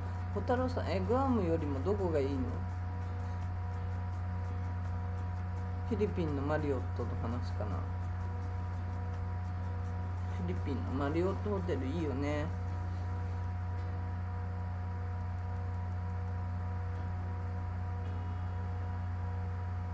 マリオットだって5つ星だからね。サイパンには5つ星が今ない。ケンジントン5つか。まあだけど閉まっちゃうけどね、1ヶ月だかなんだかわかんないけど、とにかくね、今日のね知事のスピーチはちょっとがっかりしたな。肉付けが何もなし、まあ、作る人がいるんだと思うんだけど、作る人がちゃんと作ってないなあれって感じ。ちゃんともっとプロンプトを入れてね、肉付けして喋らせてあげればよかったのになって感じ。そういう感じがね、もうひしひしと感じましたね。 AI 作業だっていうのはバレバレだと思うんだけど、あれサイパン、グアムよりもいいよ。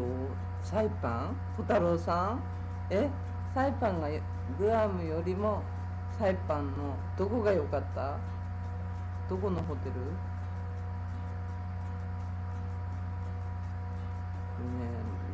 ほんとね、インターネットにラグがあるからね、コメントをこう待たないと、自分が言った言葉の1分後ぐらいに多分ね、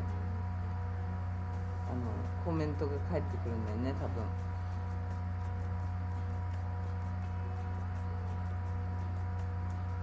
1分ぐらい後なんだよね、きっ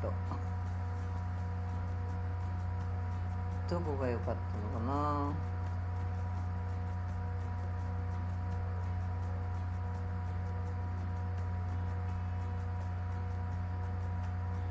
太郎さん、どこが良かったですか？変してみようか。あれ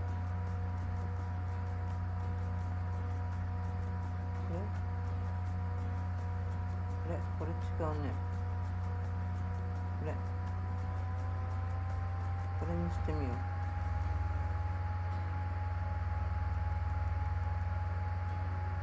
YouTube 消えた。あった。なんかおかしいな。な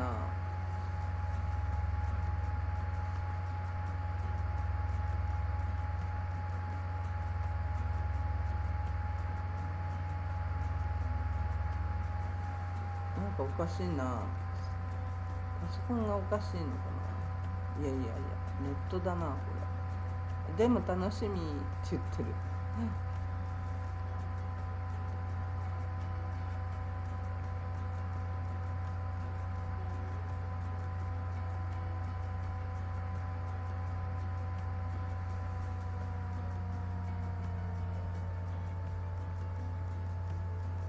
ホテルもご飯もお店もすべて。へえ、小太郎さん、そうなんだ。小太郎さんはサイパン推しなんだね。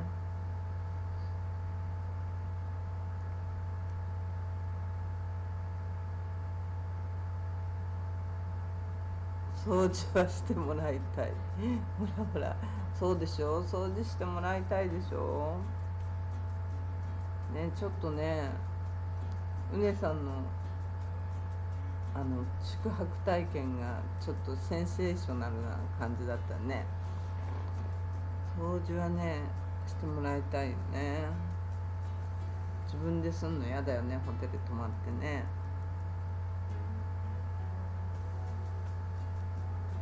だからうちには来れないですよ、なるさん。うちはね、うちに入る人はね、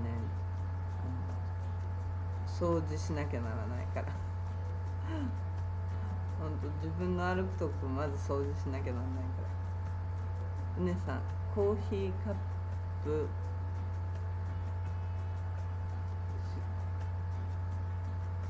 コーヒーカップかカピカピよ。コーヒーカップカピカピよ。自分で洗ったわよ。あら、お姉さん自分で洗ったの。ホテルなのに。ちょっと寂しいね、それね。そんなの寂しいね、お姉さんね。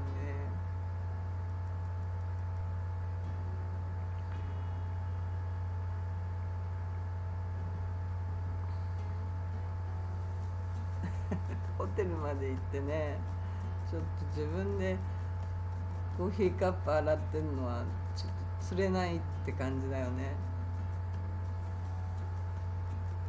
あれこれ動いてないんだけど YouTube 動いてる？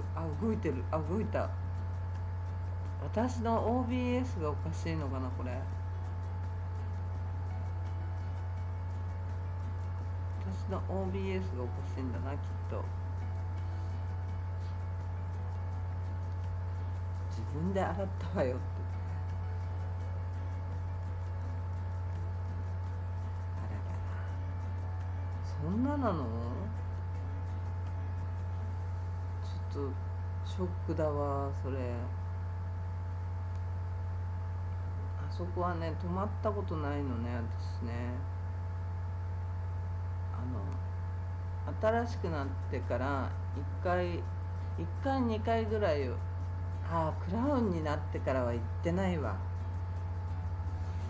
部屋とかも行ってない、遊びに。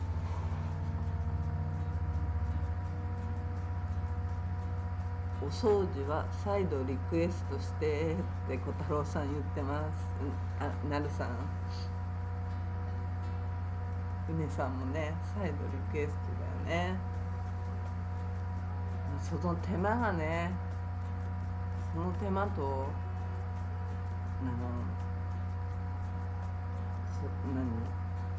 怒るのが嫌なのはすごくわかる。小さいタオル交換されてたバスタオルを小さいタオル交換されたバスタオルそのままとか、小さいタオル交換されてバスタオル、小さいタオルだけが交換されててバスタオルはそのままだったりしたんだけど、それちょっとしんどいね。ちょっとねバスタオルも交換してよって感じだよね。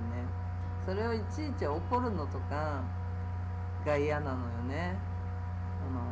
いちいちフロントに連絡するとかそういうのが嫌なのよね。一応もうリゾートに行ってオフモードだからそういうのいちいち言うのが嫌なのよね。そういう気持ちがね私はあるね。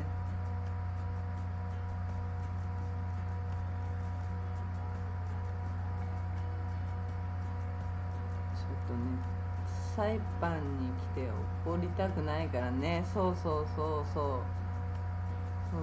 イパンなんつうの、遊びに行っててどっかねリゾートに行っててね、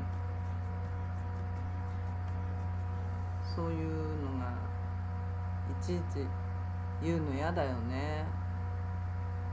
サイパンだから仕方ない、わかるってサイパンだからって言われちゃうのがね。だから言われてんのだから政府の耳にサイパンだからっていうのが届いてないんだよね。そういうなんつうの、それも伝統とか思われちゃってたら困っちゃうよね。それも伝統でとか思われてると思ってるとしたらちょっと困っちゃうんだけど、片方さんグアムもだよ。グアムもダメ？ナムさん許してあげてね。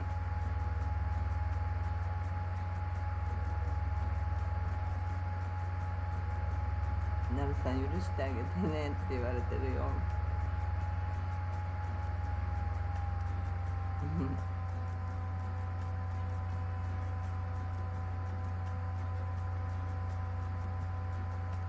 ねえ、グアムもだよって小太郎さん、グアムもダメ？グアムもそんな感じ？ハイアットとか全然平気だったけど、なるさん高いのにってね高いのにかな。そうだよね。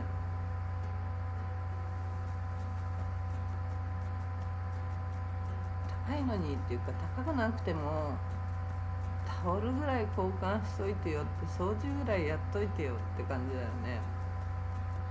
そのくらいやっといてくれないと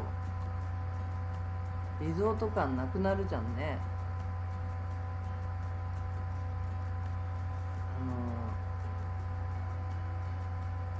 何多分今はもしかしたら治ってるかもしれないから、これどういうことかな。勝手に動画がヒュンヒュンいくってある？何の設定もしてないのに。ねさん、自分はサイパンではリセットしに行ってるから切れることはない。ああ、そうだよね。だからリセットしてるとこで怒りたくはないよね。揉めたり怒ったり、なんかそういうのはめんどくさいよね。せっかくそういうとこに来てるんだからさ、せっかくそういうとこに来てるんだからさ、やっぱり怒りたくもないし。あ、始まった。うねさん、そうなんです。なるさんもそうなんですね。やっぱりさ、綺麗なとこ行ってちょっと日常と離れたところに行って怒ったりなんだりってめんどくさいよね。めんどくさいし、やっぱ気分よくいたいからね。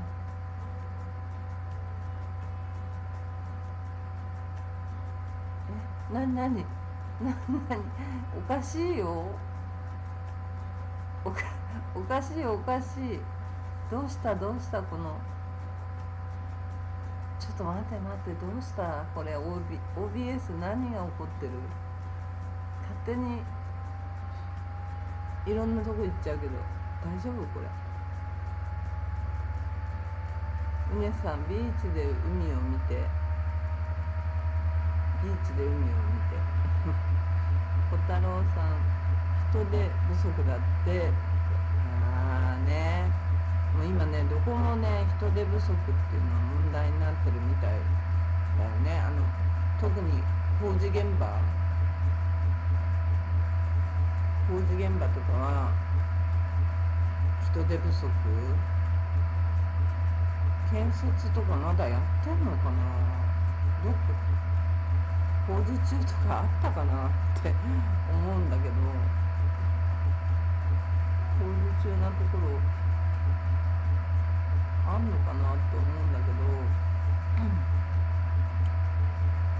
尻見てリセットです。うねさんらしい。ね、でもね、ほんとリセットしに来てるわけでしょ、サイパンとかに。それでいてね、なんかイラッとすることがあるのはよくないよね。特にホテルはね、嫌だよね。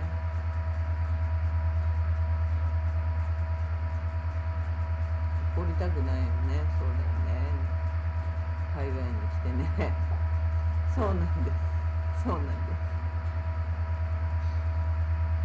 ね。だよね。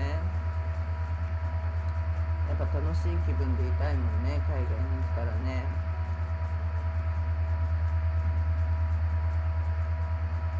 もうサイパンだからっていう風にツーリストの人までがそう思っちゃってるっていうのが良くないと思うんだけどね。そういうのだって絶対ローカルの人の耳にもね入ってると思うんだよね。姉さん、なるさん、サムさんによろしくバイ時計あげた時計あげたんだもんね。そうだよね。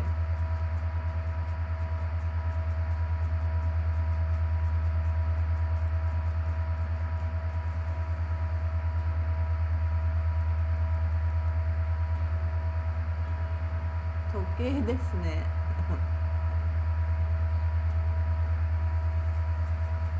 白い時計だよ、白い時計。白い時計してたよ、サム君。早っ。白い時計してたんで、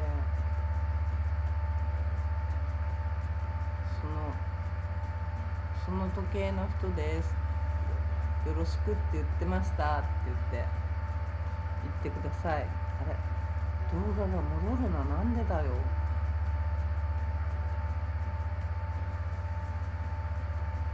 なんでだよ、今日おかしい。 OBS がおかしいの。なんだろうこれ、もういじんない。今日はそう、動画をちょっと、動画おかしい。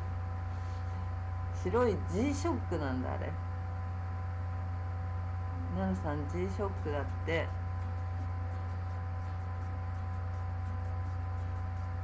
G ショックですって。あれ G ショックなんだ。白、真っ白だったよね。見たこの間行った時。何、ちっちゃ。オッケーオッケー、ちっちゃく書かなくていいよ、大きく書いて。大きく見えないんだから、ちっちゃく書く。ちっちゃい文字禁止だよ、ちっちゃい文字、見えないから。でもいいね、やっぱ日本から、どっか旅行行くっていうのはやっぱ気分いいよね。なんつうの、ワクワクもするし、それがね、めちゃくちゃ久々なところでしょ。なるさんは2回目だっけ。2回目だとね、ワクワクドキドキするよね。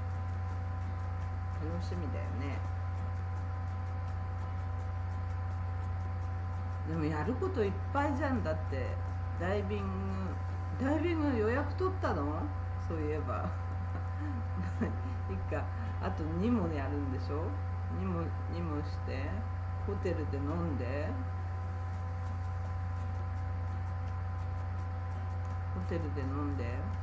あと何するんだっけ。なんかやることいっぱいなような気がするけど、ホテルで飲んで、やりたいことはホテルで飲んでニモだけだっけ。あ、サップか。あとないっけ。あとなかったっけ。ちょっと待ってねちょっとお待ちください。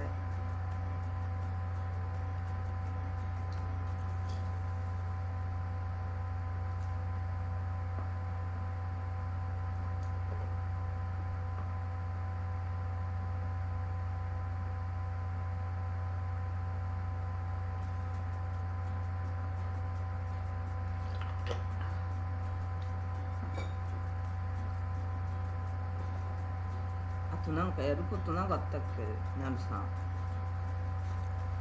なんかみんな固まってる。なんかあとなるさん、なんかやることないんだっけ。サップでしょ。あ、マニャガハだ。マニャガハ行くんだ。マニャガハはね、ホテルの目の前から行けるからね。その白い時計の人につけといてとか言っちゃったら怒られるかなそれは怒られるかもね。白い時計の人、目の前行けばいつでもマネが入けるからね。未来ダメ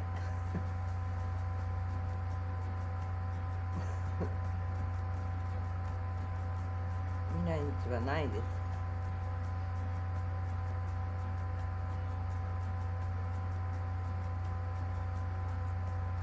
ね、あとはホテルのビーチでのんびり過ごすか。だって短いんだもんね。3泊4日だっけ。ダメよダメ、そうダメです。俺らのまあいいけどってねさそうそう冗談です、冗談です。白い時計の一割引とか言えるんじゃないかな、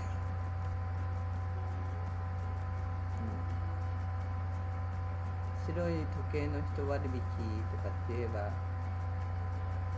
なんとかなるよ、あの辺は多分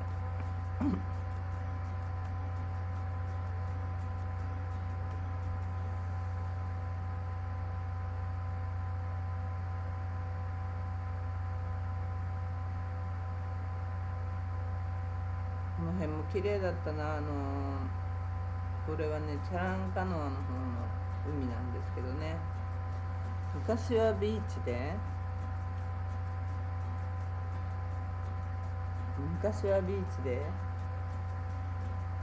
なんだろう、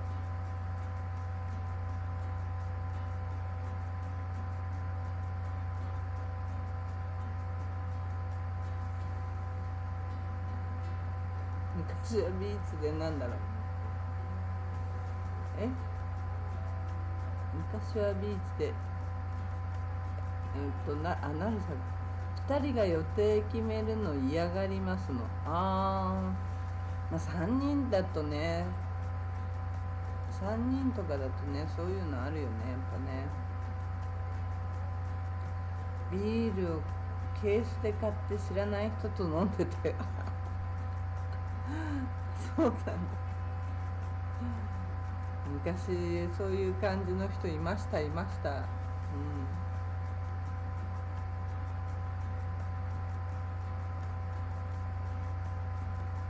たよね。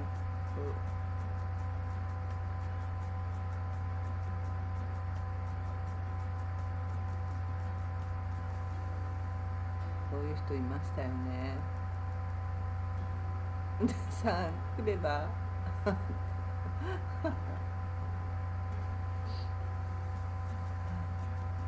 誘われてますよねさん。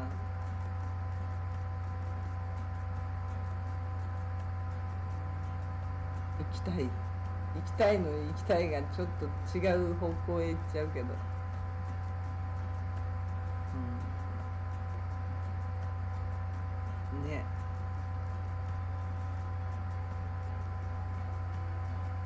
皆さん来ればって言われてるも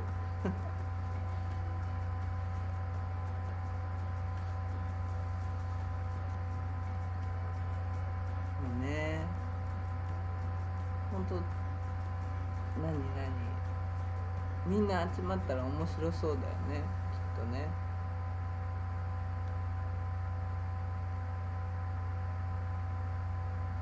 今日 OBS がねこんなに勝手に動くものなのかっていうぐらい勝手に動いてるんですけど、しゅうちゃんに聞けばたくさんわしのネタがあるよしゅうちゃん、タクシーのしゅうちゃんね、タクシーのしゅうちゃん、なるさんと秋に行きますわなるさんねと秋にね、なるさんほら3人グループだから3人連れて行くの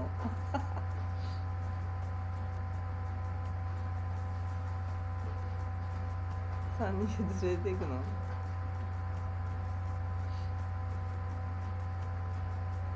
なるさんやったもんってやったもん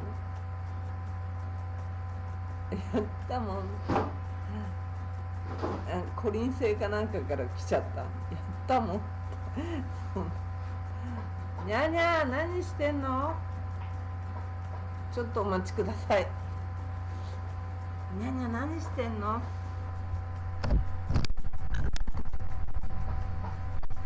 こらこらこらこらこらこらこらこらこらこら、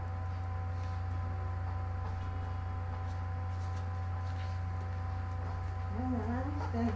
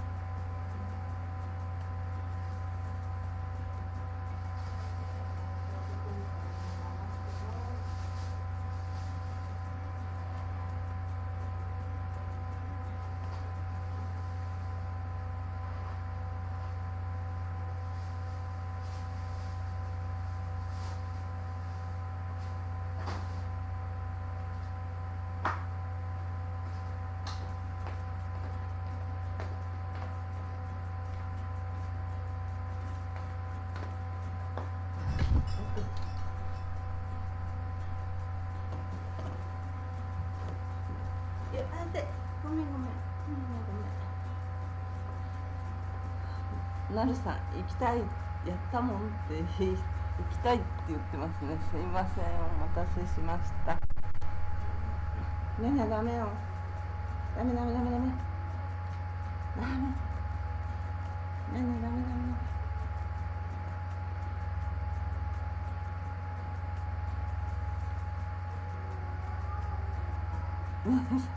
うねさん、誰もなんか止まっちゃってるけど大丈夫これ？にゃにゃにゃにゃが狂ってます。ちょっと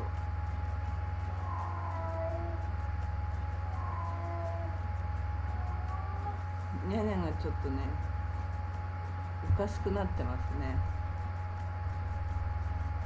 今トイレを、自分のトイレをひっくり返そうとしてガリガリやってて、それを止めに来たら、ああまたやってる。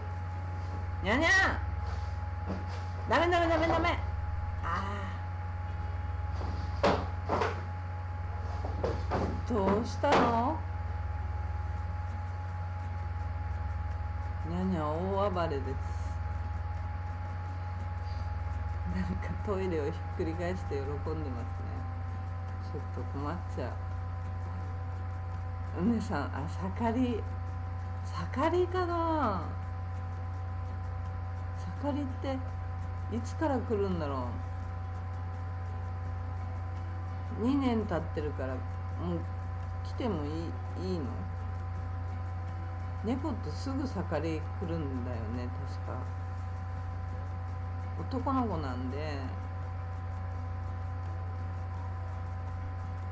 男の子なんだけどお外にも出してないから家の中で狂っちゃうんだよね、きっと。すごいお砂をこうひっくり返そうとしてるからね、お砂の箱を、トイレを。自分は盛り終わりました。うねさん盛り終わったんだ。それは平和でよかったです。平和だね。盛り終わった状態なのね。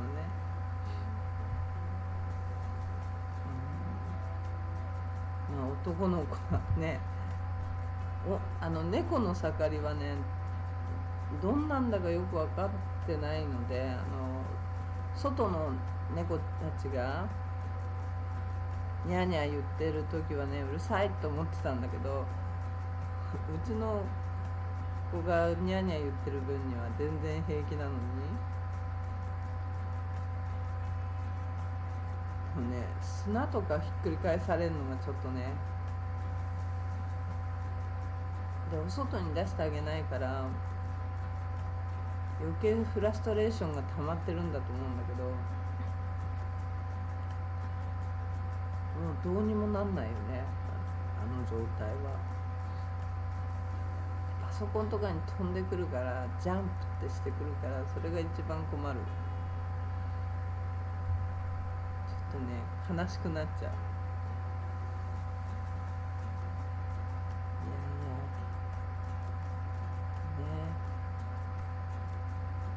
女の子をね一人入れた方がいいのかなとも思うんだけど、それはそれでまた大変だと思うから、ちょっとね我慢してもらってるんですけど。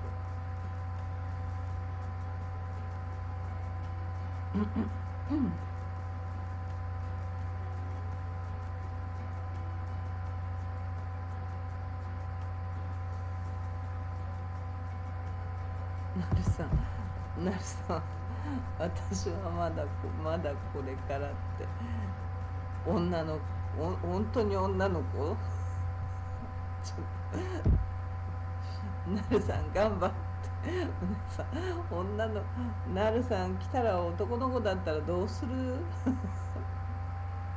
もう笑うけど、私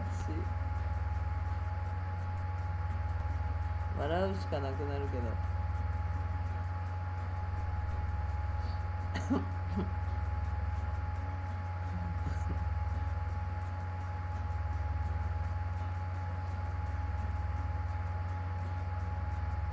さん頑張って言ってるしね。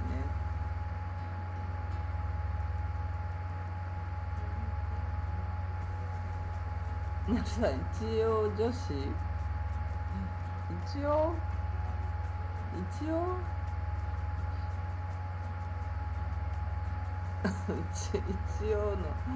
一応の意味がね、最近の人はわからないかな。だな。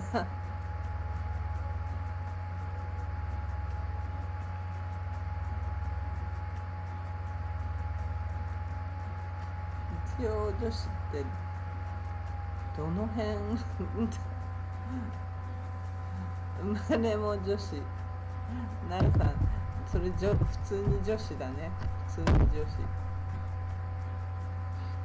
なるさん、特徴行くならしゅうちゃんに頼んだら夜の星。あ、そういう方がいいよね、絶対に。うん。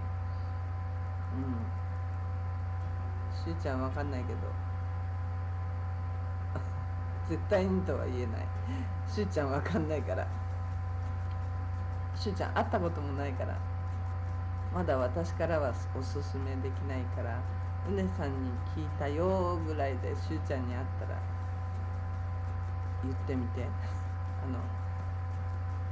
私ね、とりあえずね、もうね、会った人じゃないとまだ YouTube では言わないようにしてる。だからしゅうちゃんを探せやってんだけどね、出会わないね。白いワンボックスなんだよね。白いシエナって言ったよね。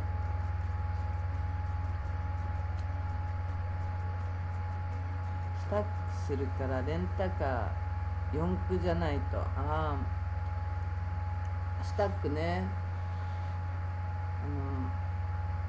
意外とちゃんと走っていけば普通の車でも行けるけど、ムスタングとかああいうのはちょっとガリガリいっちゃうと思うからダメだと思う。オイルファンやられちゃうと思う。低いからね。四駆の方がレンタカーは無難だよね。何借りたかは分かんないけ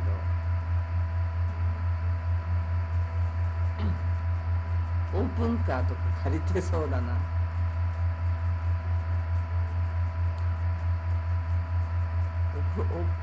ピンクとか赤いとかねえ、夜は怖いよね、あんなね。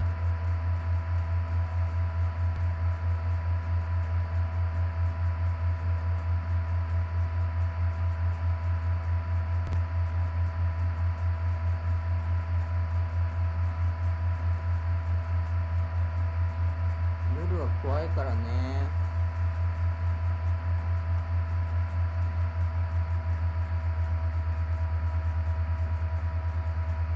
$48？小さい車？安っ。ヤリスかな。ヤリス。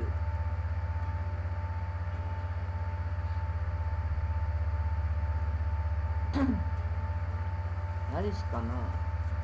その辺だろうね、多分ね。多分その辺の車だと思うけど、オープンカーじゃないんだね。オープンカーじゃなくてよかった。なん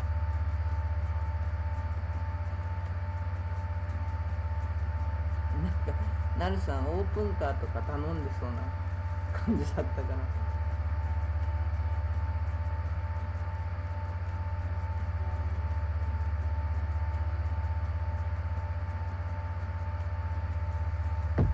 なるさん小型で頼みました。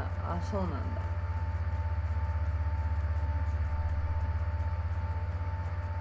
あれ、なるさんに酔っ払ってんのかと思ったらまだ酔っ払ってないんだね、あんまり。まだ今日はシラフだね。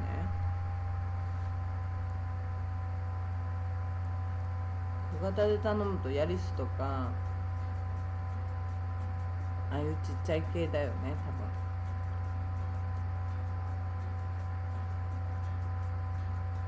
ちょこちょこ行くのは便利でいいよね、レンタカーあったら。48ドルって保険が入って48ドルってことかな。40ドルぐらいだもんね、多分。わかんないけど、ムスタングとかで80ドルぐらいって今は80ドルぐらいって言ってたから、この間ほら車の強盗に遭った人、車の窃盗に遭った人、警察署でたまたま一緒になった人、あの人がガラパンでレンタカー屋さんやってるって言ってた。そういえば今思い出した。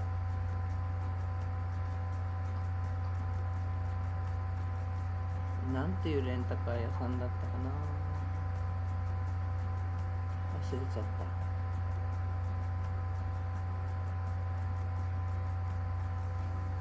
忘れちゃったな、名前が思い出せないそうそう、ジープの人、お姉さん、ジープ盗まれちゃった人、あの人レンタカー屋さんなんだって。名前が思い出せないんだけど、レンタカー屋さんの名前聞いたんだけど忘れちゃったの。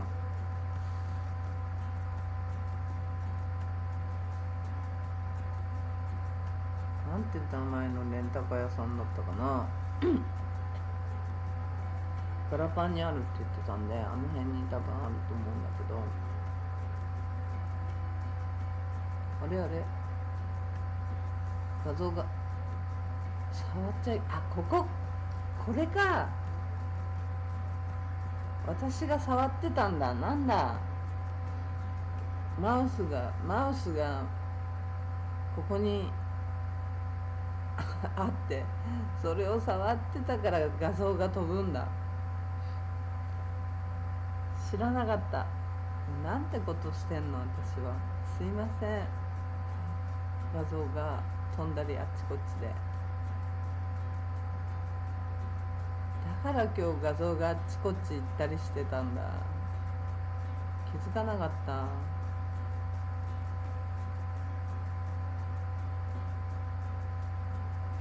そう、あのジープの人ね、車は帰ってきたけどボコボコだって言ってたからね。ひどいよね。そういうさ、ほら、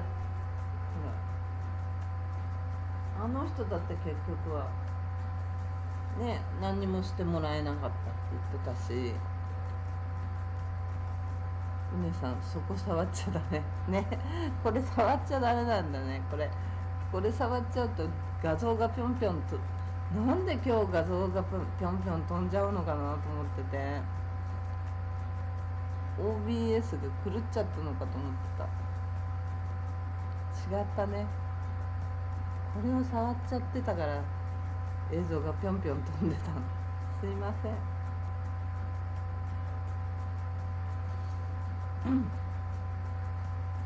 ね、今日知事の報告みたいなやつ、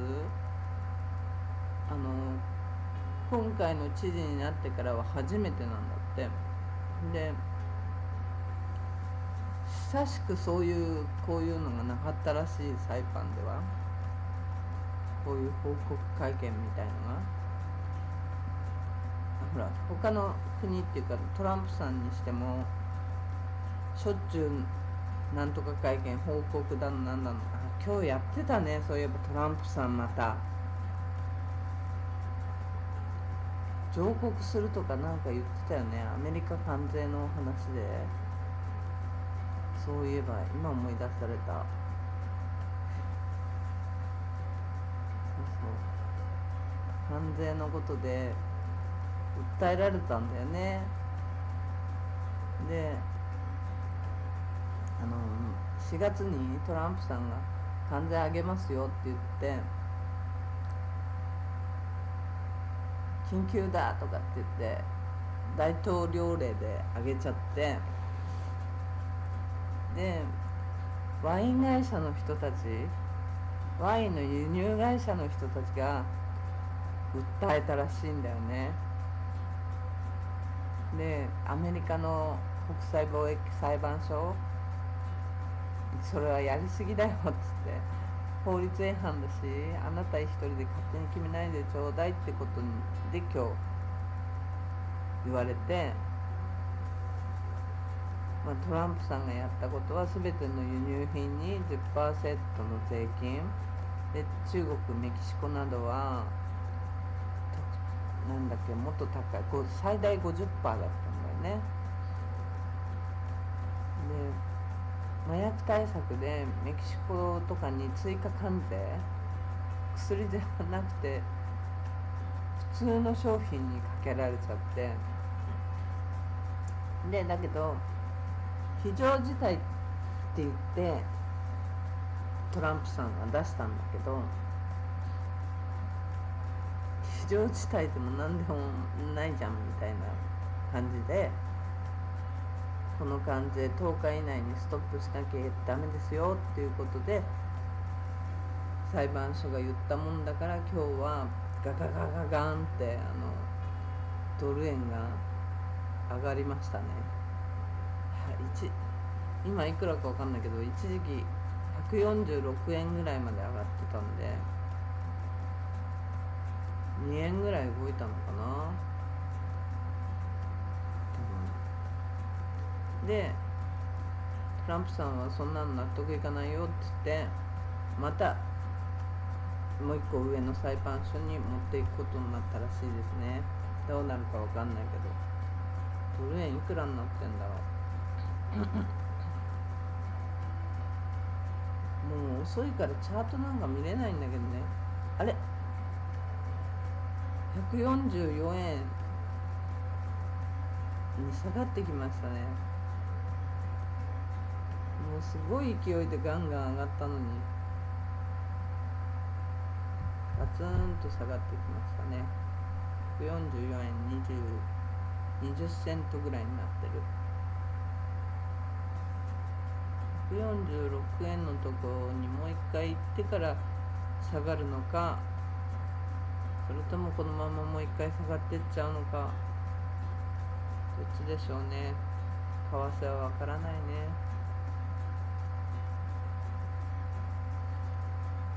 そんな感じです。そういえばトランプさんの話があったなと思ったんだよね。サイパンはどうなっちゃうんだろうね、これでね。なんかちょっとずれてるからな。いずれにしてもね、ほんとみんなが安心して観光とかもできて、ポリスの数がその地域を表すっていうから、本当ポリスがいないって言ってたから、本当それが心配、めちゃくちゃ心配。でもポリスいないって言ってた割には、なんだっけ、この間のお祭りなんだっけあれ忘れちゃったなんだっけ、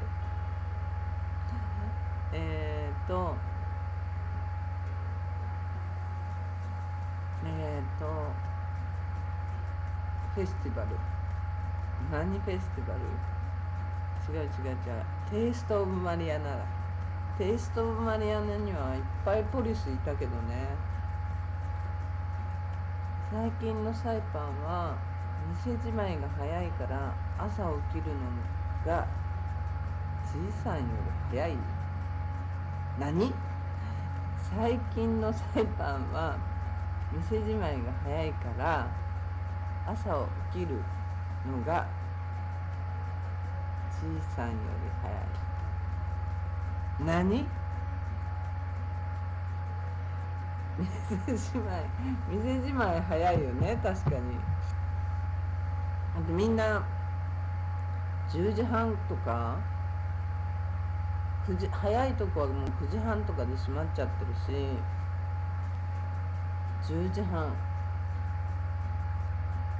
ね、11時には結構暗いよ。そんな状態での中ね、ほんと歩っちゃダメよね。夜早く寝てしまう。早く寝ちゃうってことね。することないすることない。もう部屋飲みするしかないよ。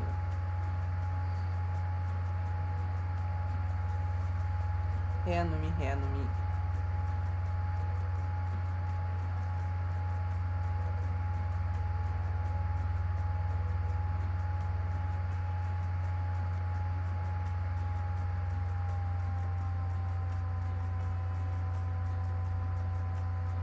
部屋飲みって言ってる。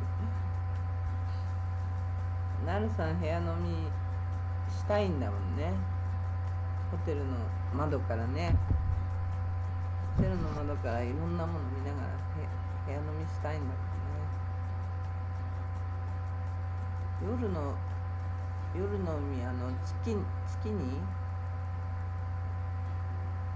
月が出てればすごい綺麗だけどね。今日はね、月出てない。今日は月が出てないですね。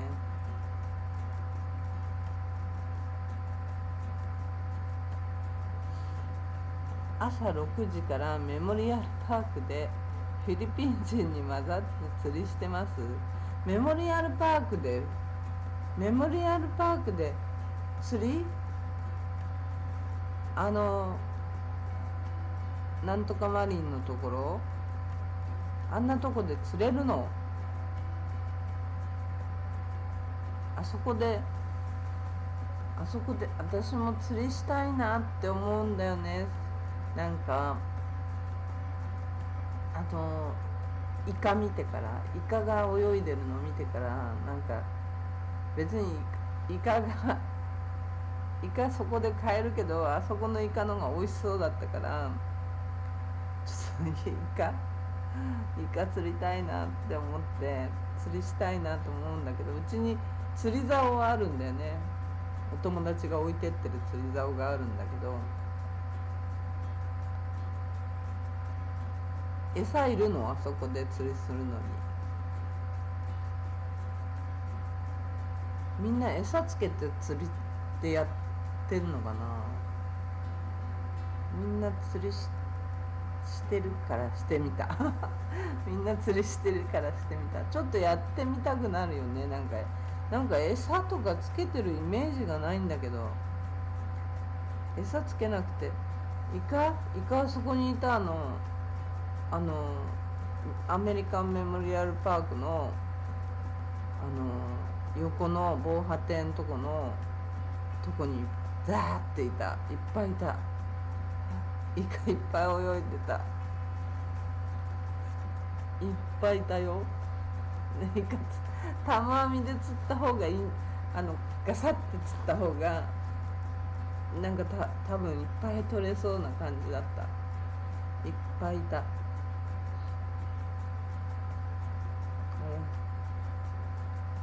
餌は桃屋のイカの塩辛。イカの塩辛でなんか釣れんの？また嘘でしょそれ。またイカやろうかなって。イカやろうかな。イカいっぱいいたよ。ほんとひょうひょう泳いでた。いっぱいこう並んで泳いでた。日本ではイカやりますよ。イカって夜だよね普通。イカ釣り漁船って夜でしょ。イカ釣り漁船って夜だよね。夜よね。また触っちゃった。もうこれ触っちゃうからだよって分かったんだから、こっち置いておきなさいよね。日本でイカやるときは、イカ釣り漁船は夜じゃないの？昼間取れんの？イカ釣りは昼夜よ。昼夜。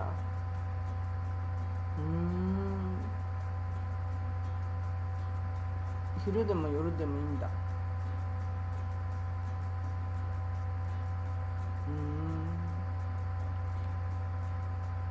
カはね、なんかほらライトつけて撮るイメージがなんかある。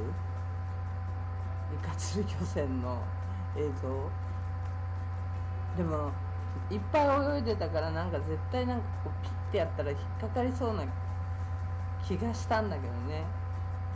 そういうわけにはいかないのかな。イカの刺身とかをあれ釣って食べたら美味しそうだなと思ったんです。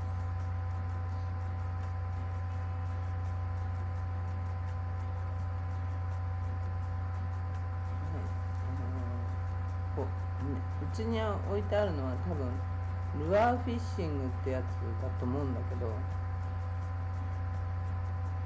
その辺の港でやるような夜でライトは漁でしょ。そういうイメージなんだけど違うんだ。昼間でもイカは取れるんだ。なんかすぐ取れそうなとこにいるもんだって、うじゃうじゃと。しかもひらひらおいしそうだし、食べてっていう感じで泳いでるのにさ、桟橋のとこイカ秋にいるかな。いると思うけど、さっきの映像のとこ、どれだっけ。あ、これじゃないね、これじゃないね、これ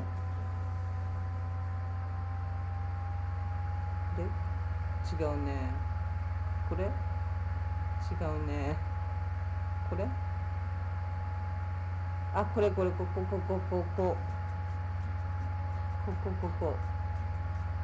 こイカいっぱいいた。こ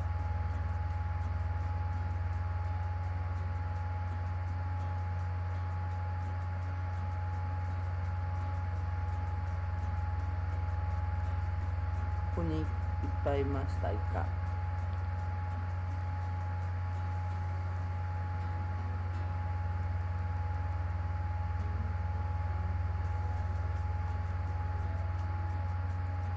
ここにいっぱいいたから、なんかちょっと取って食べれそう。ここの左側、この左側にいっぱいいた。先っちょの方の左側。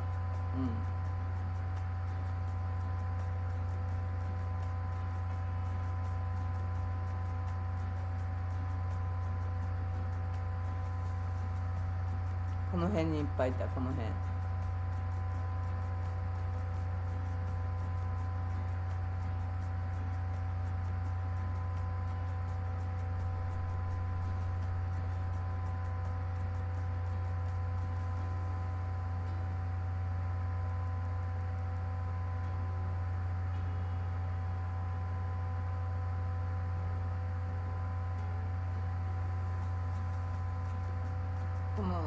あれ映んないね。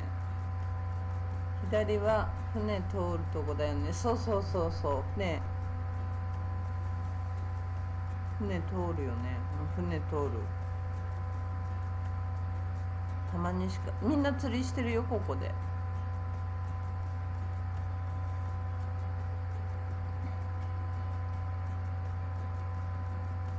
イカ刺しうまし。イカ刺し美味しいよね。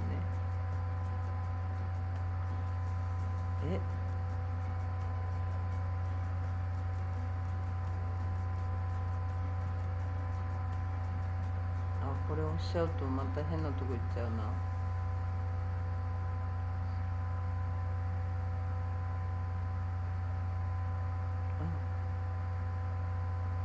ここでバラクーダ釣れた？本当？バラクーダいるのここに？バラクーダ？本当？それすごいな。バラクーダもいるの？人がいないから、コロナ禍で人がいないからこっちにどんどんどんどん入ってきたのかしら。お魚もね、多分帰ってきてるよね。海の中の状況まではわからないけど、30センチくらいの、おお、バラクーダがいたんだ、こんなとこに。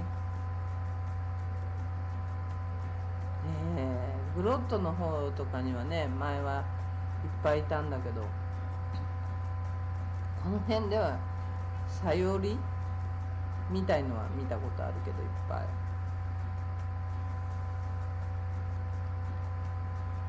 ラクーダいるんだ、知らなかった。歯が怖かった。歯があるんだっけ、バラクーダ。歯があるかもしんない、もしかしたら。ほら、バラクーダって殺人魚とも言われるじゃん。夜とかだと光ったものとかに、夜とかなのかな、光ったものにこう攻撃しに来ちゃうっていうお魚だよね。サイパンでは聞いたことないけど、世界丸見えかなんかでやってたの、前に。丸見えじゃないな、仰天だ、仰天でやってた。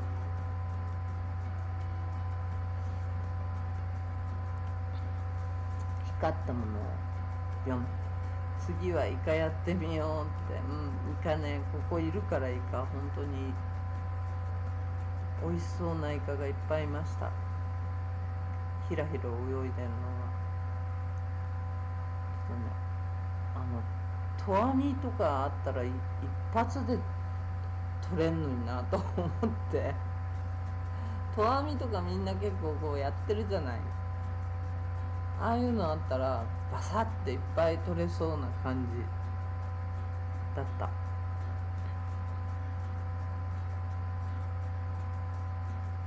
この辺で投網やってる人はいないけど、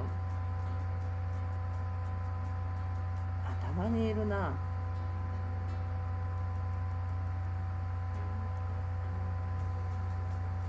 釣りが面白いんだろうね、多分。車止められるし、場所いいよね。車止められる、ここ。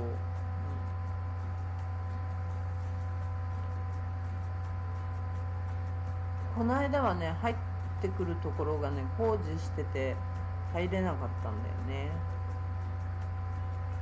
この時は入れたけど。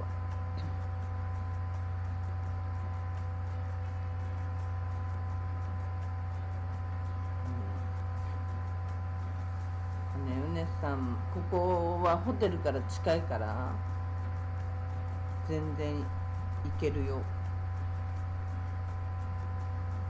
めちゃくちゃ近いから。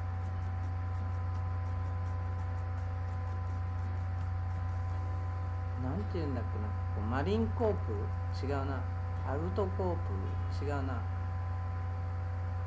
忘れちゃった。スマイリーコープ、そんな感じ。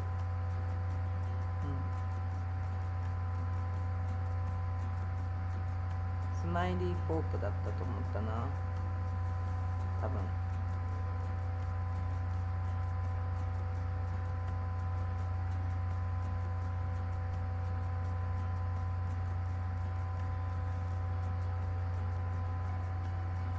メモリアルパーキングの対面だからギリ歩けるしね。そう、昼間なら歩いても行ける感じ。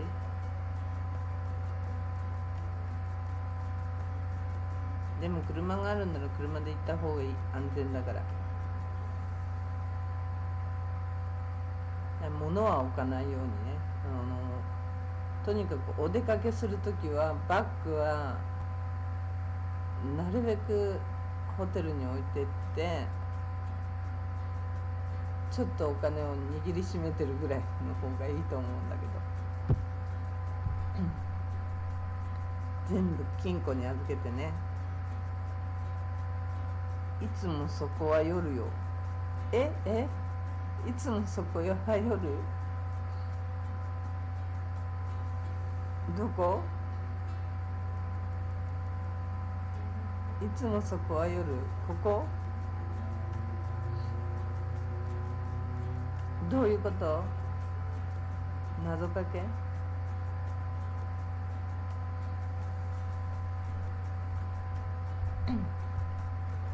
謎かけかな。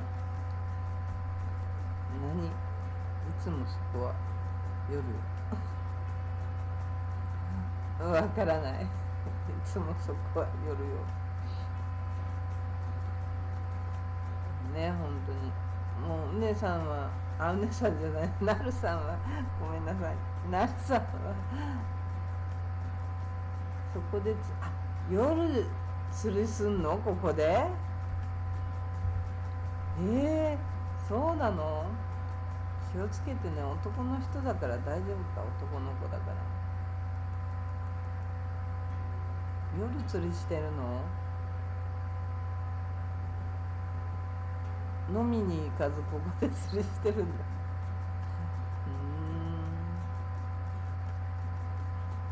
なるさんはもうあれかな、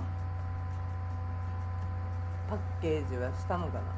真っ暗よね、ここ。何にもないでしょ。街灯ある？あれ、街灯見てないよ私。ここで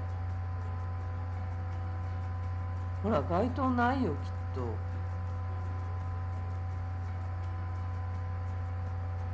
イカ映ってなかったっけ？これイカ。イ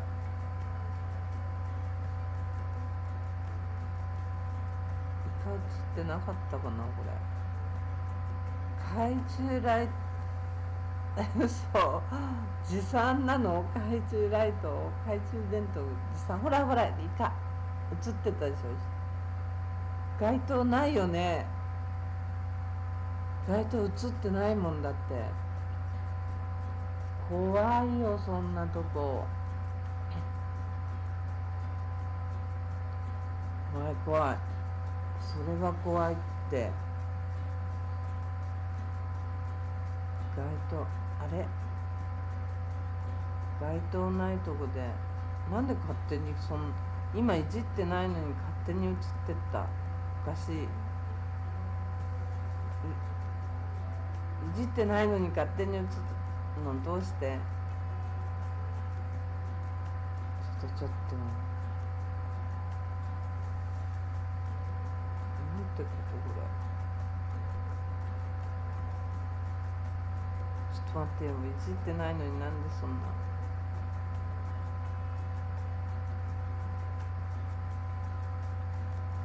どこ？あれ、今のさっきの画像どこだっけ？さっきの画像はこれを消すと出てくるのかな。これだ、出た。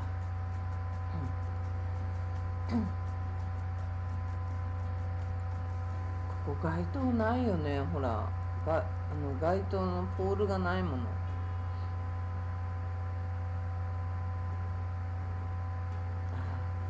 なるさん、夜は行っちゃダメダメ。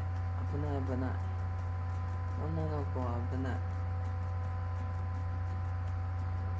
街灯ないわ。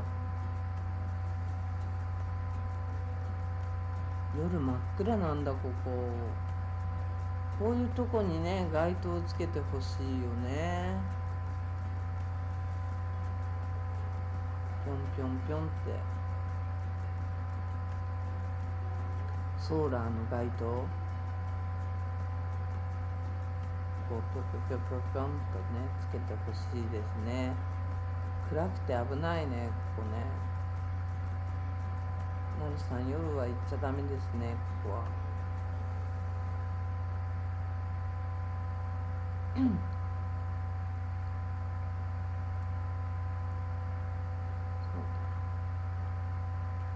街灯ないとこは危険だから。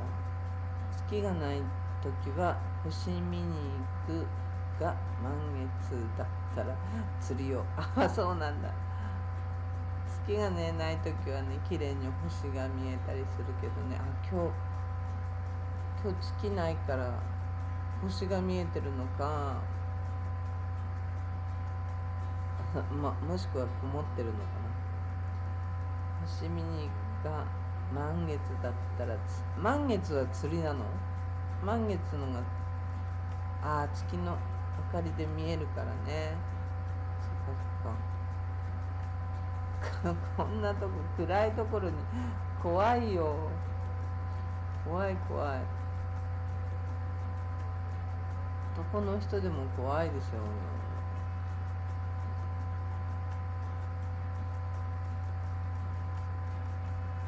ここはだからイカが釣れたりなんかいろいろ釣れるみたいだけどね。そうね、月あると街灯いらない感じになるけどね。でもいつも月があるわけじゃないからね、やっぱり街灯欲しいよね。そういうところが安全対策だよね。ここはそうだ、街灯がないわ。街灯つけてもらわないと困っちゃうよね、こういうとこは。街灯必要だと思うわ。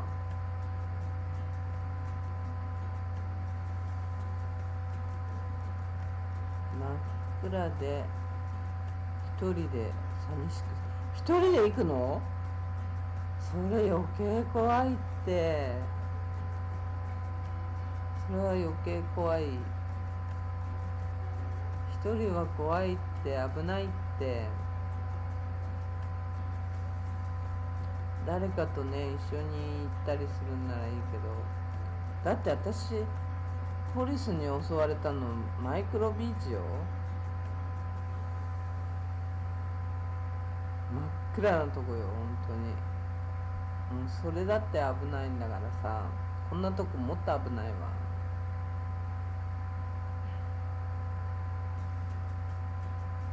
こんなとこ絶対ダメ。一人でなんかほんとダメ。絶対ダメ。誰かと一緒に行ってやっぱね、ちゃんとこういうとこもね、観光局が政府がねライトをつけなきゃダメなんだよ、やっぱり。ゴミ山のところは車止めるとこが遠いから大変。この間行ったら遠いから大変だった。どこまで登ってっていいのかあれわかんない。危ない。ここ危ないよ。だって車危ないよ、一人で行ったりしたら。やっぱり誰かと一緒に行ったり しないと。でも今の時期って言ったらもう危ないって。夜とかゴミ山のとこは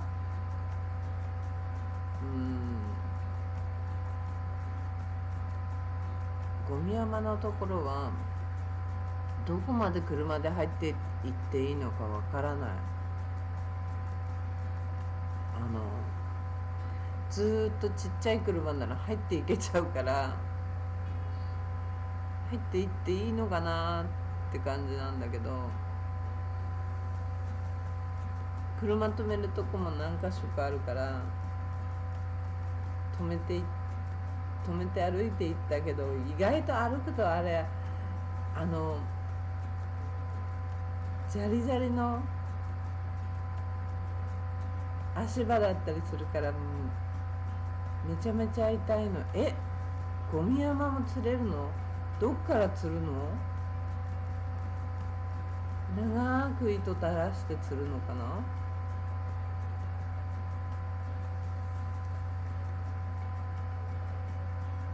向こう側だよね。向こう側どうなってたっけ？なんか2段ぐらいになってたような気がするんだけど、気のせいかな。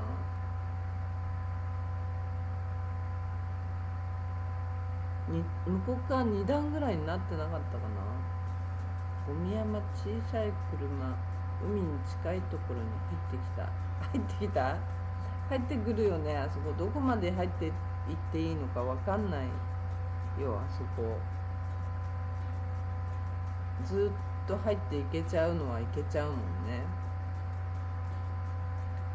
歩いて登っていこうとしたけど、一人であそこ歩いて登っていく勇気がない。もう辛かった。足の裏に石がこう罰ゲームのように当たって痛くて、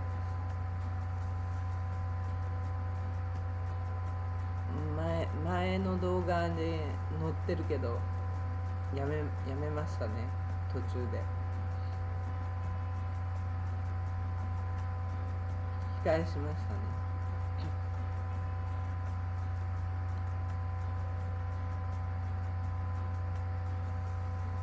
ちょっとね、そこを一人でね登るには結構距離あるのよね。距離と高低差が結構あるんで、海から見て右側の崖から登ると海に出やすいよ。で、海から見て右側のトイレのところに車を置いて登ると海に出やすいの。右からぐーっと行こうとしたから遠いんだ。じゃあ逆の右からだね。陸側から見て右側からぐーっと登ろうとしたから遠いと思って、遠いしやめた断念して帰ってきましたね。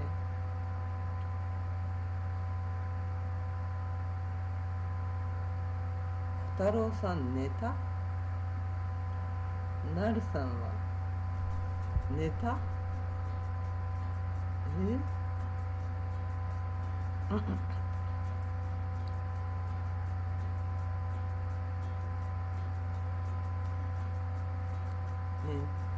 た？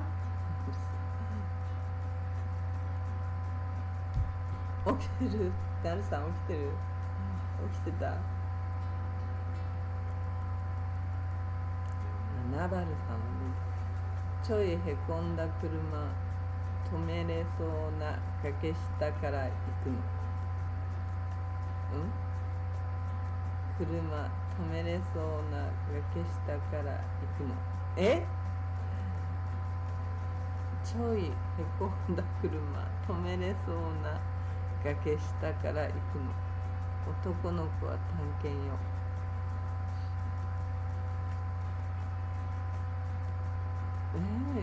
意味がちょっとわかんないな。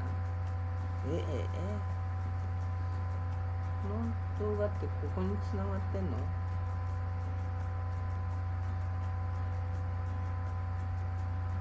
この動画ってここに繋がってんの？消えた。男の子は探検よ。女の子は探検しちゃダメね。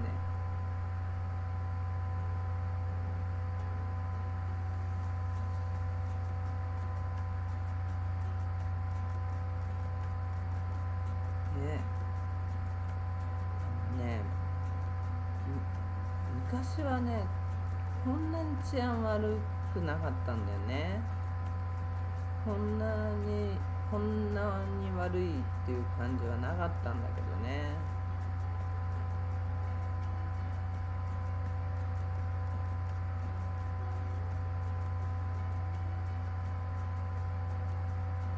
女も探検かな女の子もね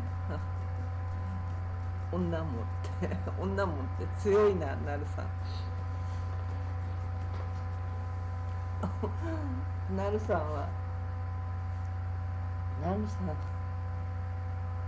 一緒に探検しようってなるさんと探検してください。秋にでも先にねはーいってなるさん、なるさん何の仕事してんだっけ。聞いたっけ。聞いてないかな。聞いてないよね多分。ちょっと待ってください、お水飲みます。あれ何時。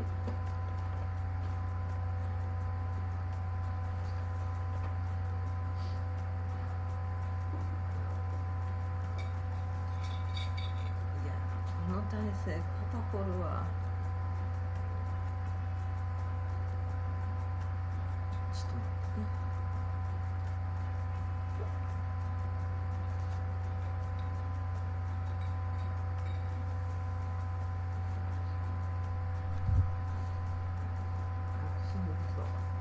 そう少々お待ちを。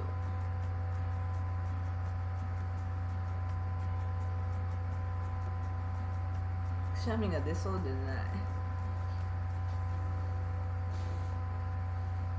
やすいません、お待たせしました。いや何時もういい時間ですね。もう結構だらだらとお付き合いさせてしまいましたね。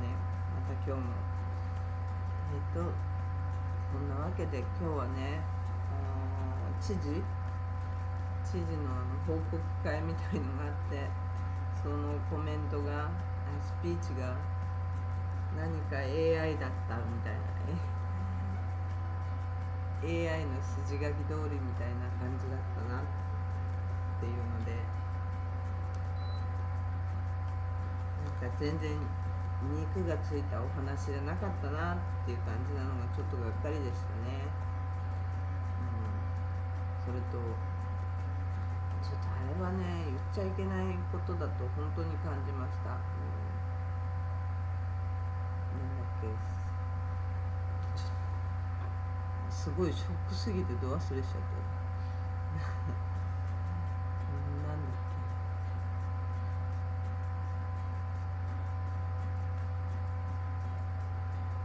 そういえばね、コメントもその記事に対してコメントがいっぱいあったんですよ。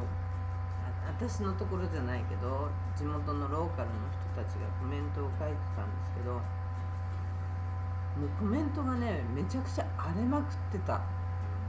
すごい悪いことばっかり書いてあって、ここまで書くっていう感じのことがいっぱい書いてあったんで、マリアナ・バラエティさんのねコメント欄結構みんな怒ってんのかなって感じがしましたね。いいコメントなんかなかったなって感じで。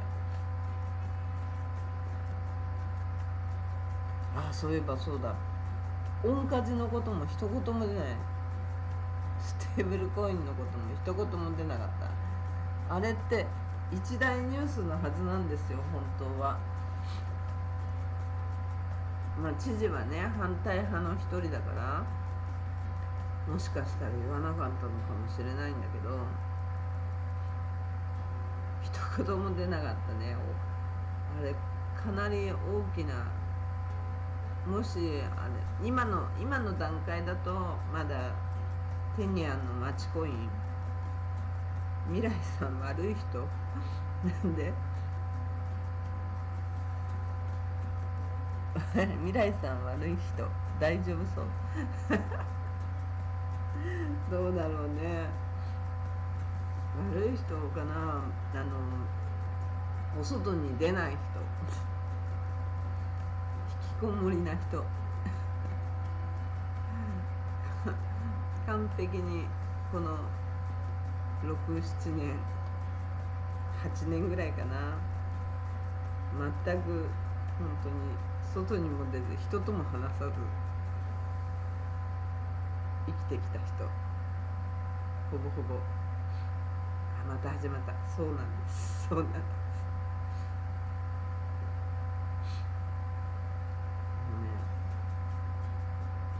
心が病んでいっちゃうとね、人と話せなくなって人に話してもこんなことがあったんだって言っても理解してもらえないっていうの。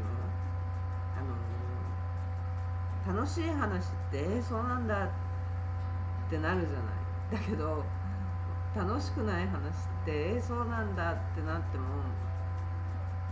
忘れなよとかさ、そういう風に言われたりしてもさ、サイパンだから忘れるしかないよとか言われることが多いから、サイパンだから忘れられるわけないじゃんってサイパンだからっていうビコースサイパンっていうのがね理由にならないと思ってるんで、私は、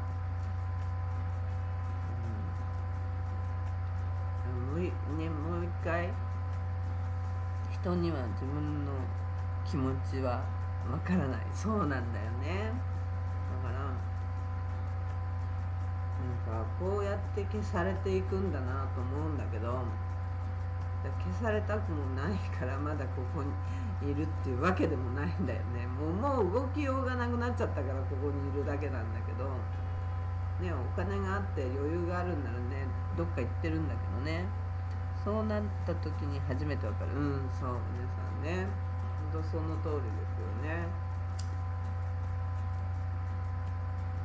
ほんとそうなんだけど、これね、誰に話したところで、警察とかもう役所とかいうところにはね散々ね説明しに行って散々言ったけど、散々言ってもどうにもならなくて、で当初なんかやっぱりもう怖くて自分がもう毎日のように狙われてたから怖かったからね。だから自分はいつ何があっても気にしない気にしないんだ。気にしないの。気にしないっていうね、だから類に入れられなかったんだよね。だからもうどんどんもうだってこんなことあっちゃいけないことでしょ。ポリスが人のことを命を狙うとかさ、もう殴る蹴るの暴行とかもいけないことだし、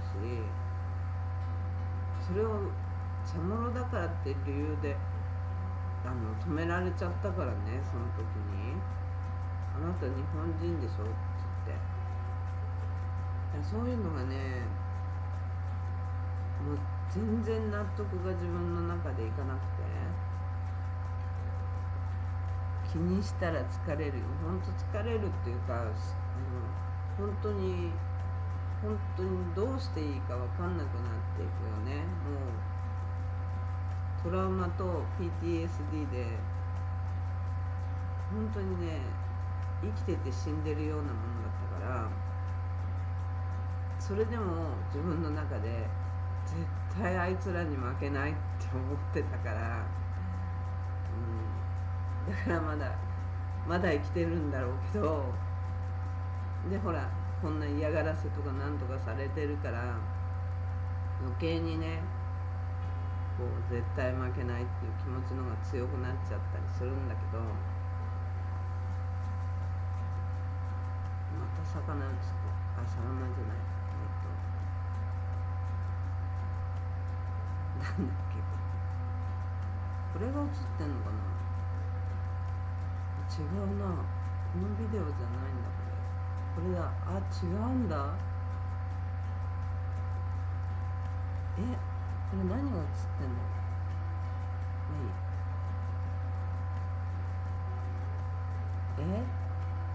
の。わしはペットだと思う。避ける。だからそういうことを言われ続けたからもうダメになっちゃったのね、自分の中で。気にしないとか、みんな気にしない方がいいよとか、気にするに決まってんじゃん。絶対に気にするし忘れられるわけないし、でその人たちがちゃんと謝罪で謝罪しなきゃ。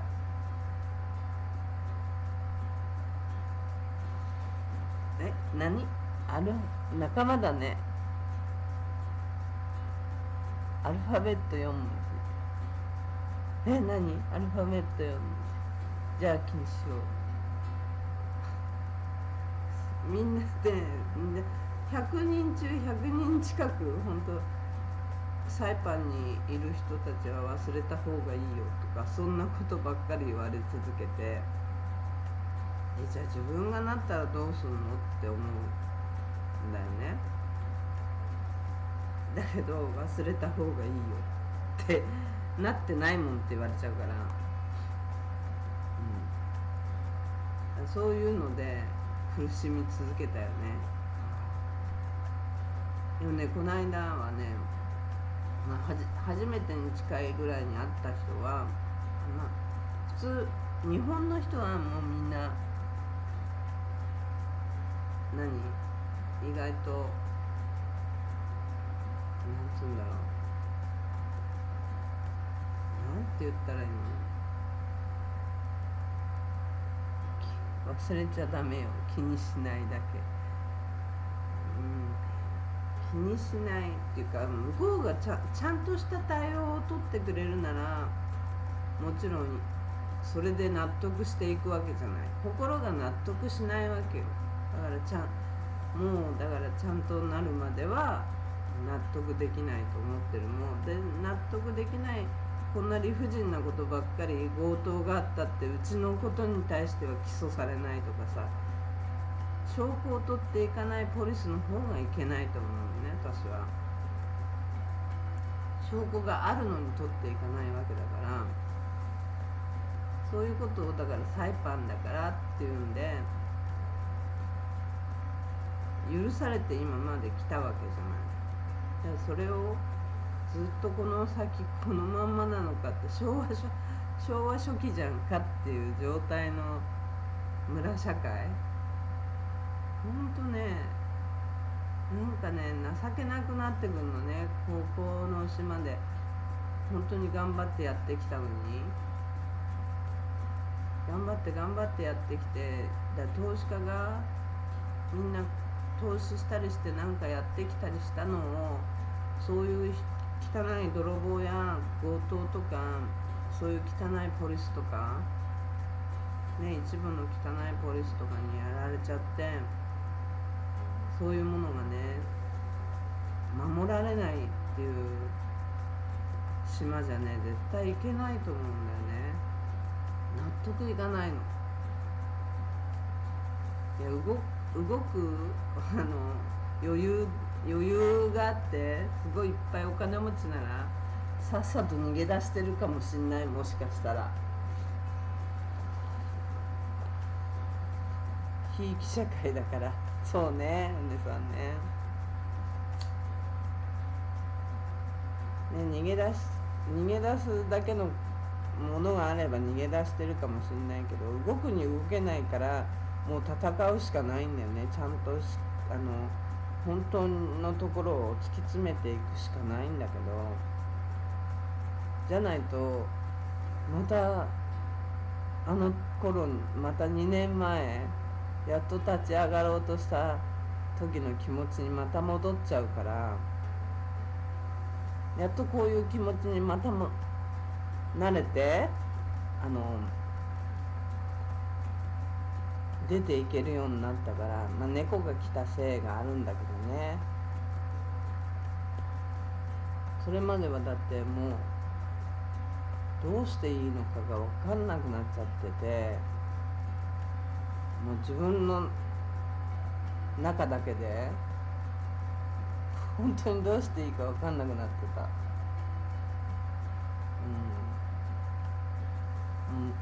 んていう気持ちだろう。もう死にたいとかいう気持ちっていうか、何か考えられる気持ちになれなかったっていうのかな。なんか微妙な気持ちになっちゃってたから、ああいうんじゃもう本当に何もできないから、もできないよね本当に。やっぱりその場所のやり方があるそれじゃダメなんだよ。その場所のやり方があるサイパンだからっていうんじゃダメなんだよ。こういう普通のことだもんこれは。ゴミ拾うのと同じくらい普通のこと。警察が人を殺したりなんだりしちゃいけないとか、人が人を殺したりしちゃいけない。法律では人を殺しちゃいけないなんて法律ないんだけど、人を殺しちゃいけないっていう法律はないけど、殺したら殺人罪にはなるじゃん。それ普通のことだからさ。一般社会のこと、それを守れない地域になっているっていうのが現実だからね。泥棒しちゃいけないっていうそういう法律はあるから、だからサイパンだからになっちゃうのよ。サイパンだからってやっちゃダメなのよ。サイパンだからっていう理由付けをしちゃダメなはずなのよ。だからそれもね、普通にサイパン政府の人たちも本当は分かってるけど目をつぶってる。そこにはやっぱり親族とかそういうものが絡んできてるっていうことだと思うじゃない。じゃなきゃおかしいもん。で今日のインターネット光が入ってますっていうのだって、なんで私たちは入ってないのって思うし、そこがサイパンされどサイパンね。それが理由付けになってて、あの人たちはプライドないのかなって思ってきちゃうし、散々ねサイパンを盛り上げてきた自分がいるから今までね。そんなんでじゃいけないと思うんだよね本当に。そんな島じゃ絶対ダメだと思うんだよね。これからだって投資家をね入れようとしてるんだったら、その投資家を守るくらいの気持ちで政府はやんないと。誰も大手なんて入ってこないよ。こんな怖い、こんな状態じゃ怖い島じゃ。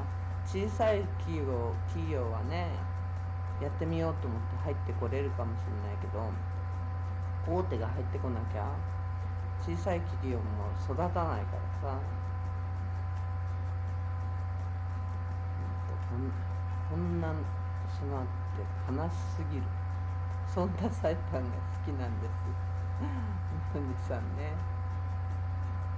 でもね本当法律ぐらいは守れる島じゃないと。法律をちゃんと人を殺しちゃいけないっていうか、人に危害を及ぼしちゃいけないっていうことぐらい、強盗泥棒ひったくり、そのぐらいのことを分かってるはずだと思うんだけど、なるなるネタな、なるなるネタな、なるなるネタな、なるなるなるなるなるなるいなくなったかな。寝たかな。寝たかな。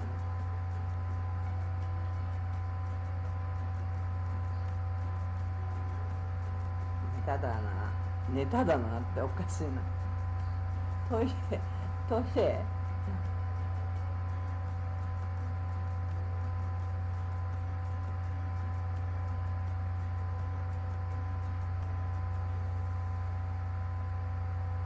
しても事故にもみ消しだし、そう殺したりしても事故にしてもみ消したりそういうことがあっちゃいけないのよ。ゆねさん、いたって起きてるよって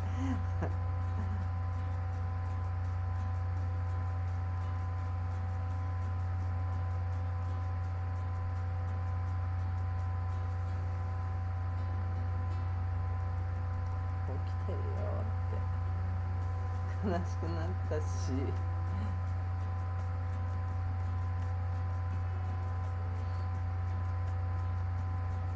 悲しくなっちゃった。すいませんね、悲しくしちゃって。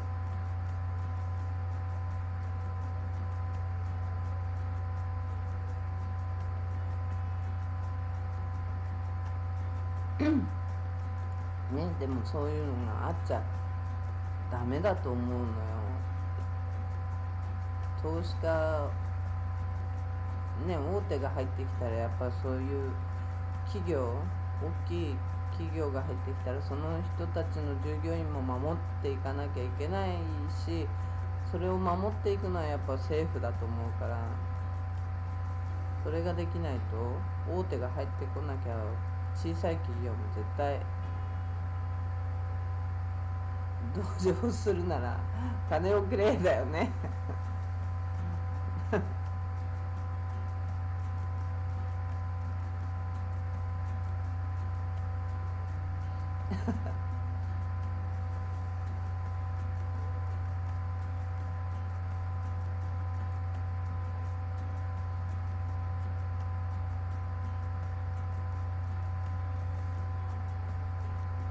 普通に網野普通に網野を持ってくるってありがとうございます。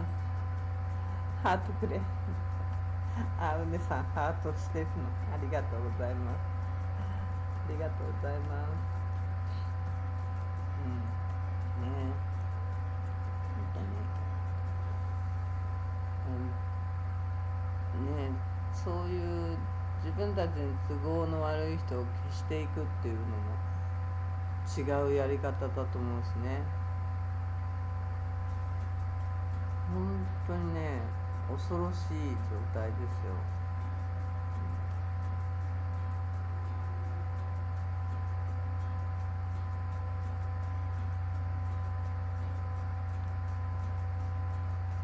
ハートくれ。でも根性ある。根性ないんですよこれが。またね結構小さいやつだからねでも生きてるなら前を見るね生きてるんだか死んでんだかよくわかんない状態なんだけどね、前をね見ないといけないよねって YouTube やってるさはにゃにゃダメだよ、にゃんにゃんが来なかったらほんとねどうなってたかわかんないなって思いますね。にゃんにゃんが来たからトイレの世話しなきゃいけないし、ご飯もあげなきゃなんないし、自分一人なら動かなくてもどうにでもなっちゃうけどね、にゃんにゃんが来たから動かなきゃなんないじゃないトイレ片付けてあげないとさ、どこでもするんだよね。前見ないと単行部増えるよね。本当だよね。前見たいんですけどね、なかなかそのその一歩が YouTube かな。なんかできるところからやり始めようって感じだったんで、とりあえずね、またしんどい気持ちになっちゃうのは絶対嫌だなと思ってるんで、だからね今もほらこの間も言ったけど、かまいたちとか千鳥とかそういうのばっかり見るようにして、ニュース系は見ない、震災のニュースとか見ないようにしてるし、最近はねあちこちオードリー面白いんだこれが。知らない人ばっかり出てきてそれがまた面白い。ならないよ、なるさんいるし。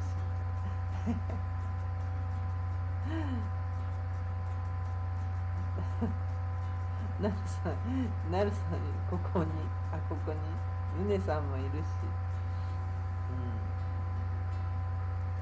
うん。ね、本当にね、そんなんで、結構卵の殻を自分で作ってっちゃうタイプなんで、もうやってみてダメだった時はもう殻を作って出なくなっちゃうっていう感じですね。こんなにねしんどい思いするとは思わなかったけど、まあなんとかね、なんとかかんとか生きていかなきゃと、まあ、思ってる状態なんで、みんながいるからね、気も紛れてるしって感じ。いや今はね YouTube やらなくちゃって思ってるからね。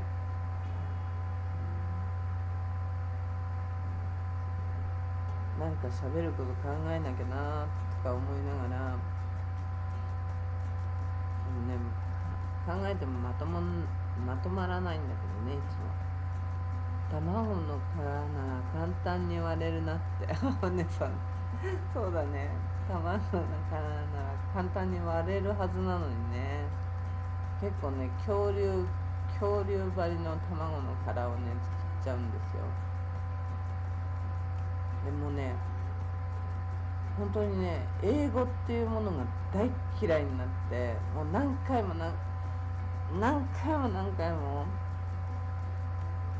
昔ね従業員とかがね、また長くなるなこれ話すと従業員とかがね訴えてくるんですよ。会社をね契約が終わるじゃないですか。終わる3ヶ月前ぐらいにうちからもうリニューしませんよっていうことを言うと、今度言われた人は今度ねサイパンにいたいからお国に帰りたくないもんだから訴えてくるんですよ。訴えるとお金が訴えるといられるわけ、サイパンに。でその当時は訴えるとどこでも働けるビザが取れたのね、もらえるの。必然的に訴えてる裁判中っていうのは、だからセトルメントに持ち込まない限りはずっとそれを持ってられるから、どっかで働けたりするんだけど、でこっちはずっと訴えられてるから戦わなきゃなんないわけで、訴えてくる内容が私は妊娠してるからクビになるんだっていうのとか、私大体ね妊娠2ヶ月とかなんか気づかないよね。で妊娠してたからってうちの会社は当時保険入ってたから誰でも埋めるわけ。会社がなんか痛い目に遭うとか何にもないから、その人が辞めてもらうには理由があるわけじゃない。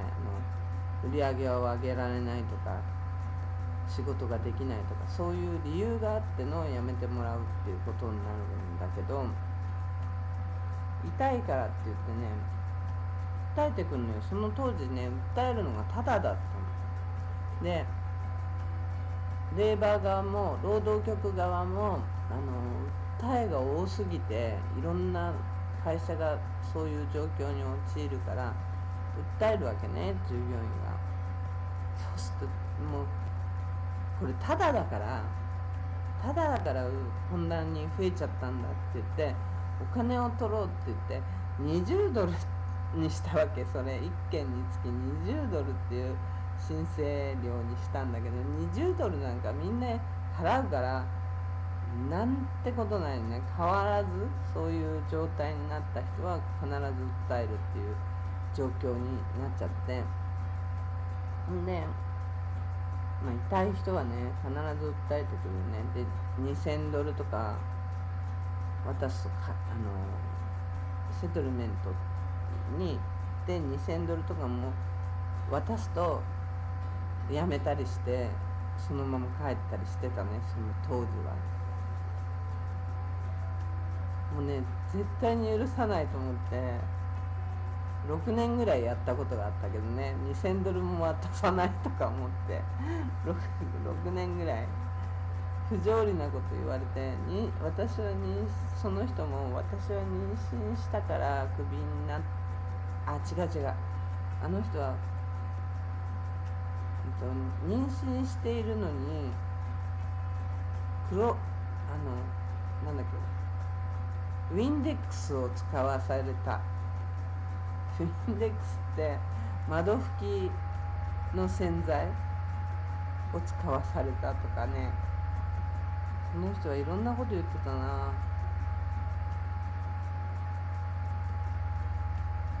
ちょっと待って、部屋の隅からなんてすすり泣く声が、やめてよ、怖いな。もうお姉さんやめ、怖い、そういうの大嫌い、そういうのダメなんだからやめてよ。お化けのテレビ見ない。そういうことがいっぱいありましたね。また今度ねそういうのの特集で話したいと思いますけどね。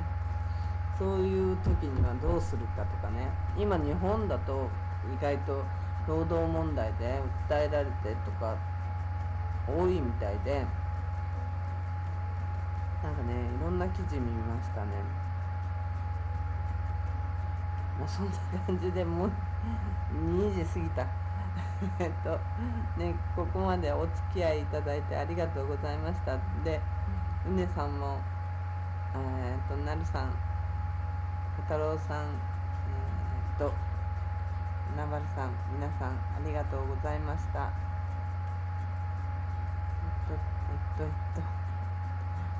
なんだっけ、そう、もしよかったら、チャンネル登録、いいねボタンよろしくお願いします。だよね、昨日それ言うの忘れて寝ちゃって、言わなかったと思って。やだ、ワンコの寝息だったの。ワンコいるんだ。姉さんのこの写真、猫なのかワンコなのか見えないんだけど、これ押しても大丈夫？ワンコだ。私これどうしたらいいの？戻れた。よかった。ヨークシャテリアだ。ワンコだったのね。ずーっと犬派だったから、猫ちゃん初めてだからね、ほんと戸惑うことが多くて、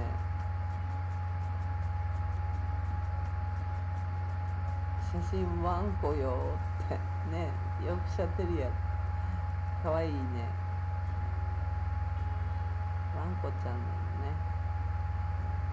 のね。猫なんかって本当思ってた人だったんだけど、猫来たらすごく可愛いよね。ちょっとね、どう扱っていいかよくわかんない時の方が多いんだけど、すごい可愛いです。今はね、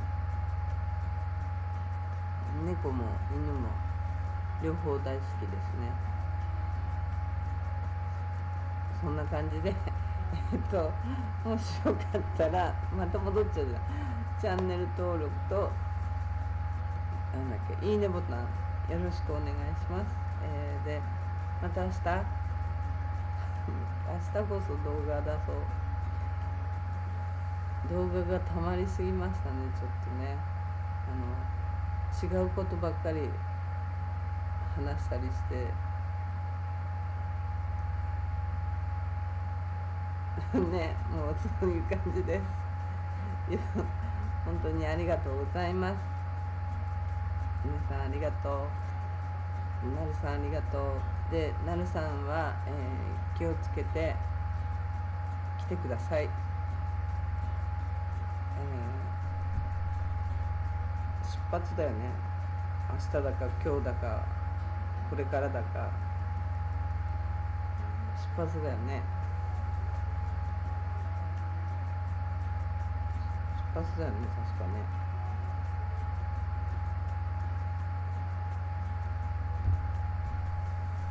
未来んちないから、未来んちは未来んちないけどね。ということで、おやすみなさい。皆さんおやすみなさい。ありがとうございました。失礼します。なるさんいってらーって言ってる。おやすみなさい。失礼します。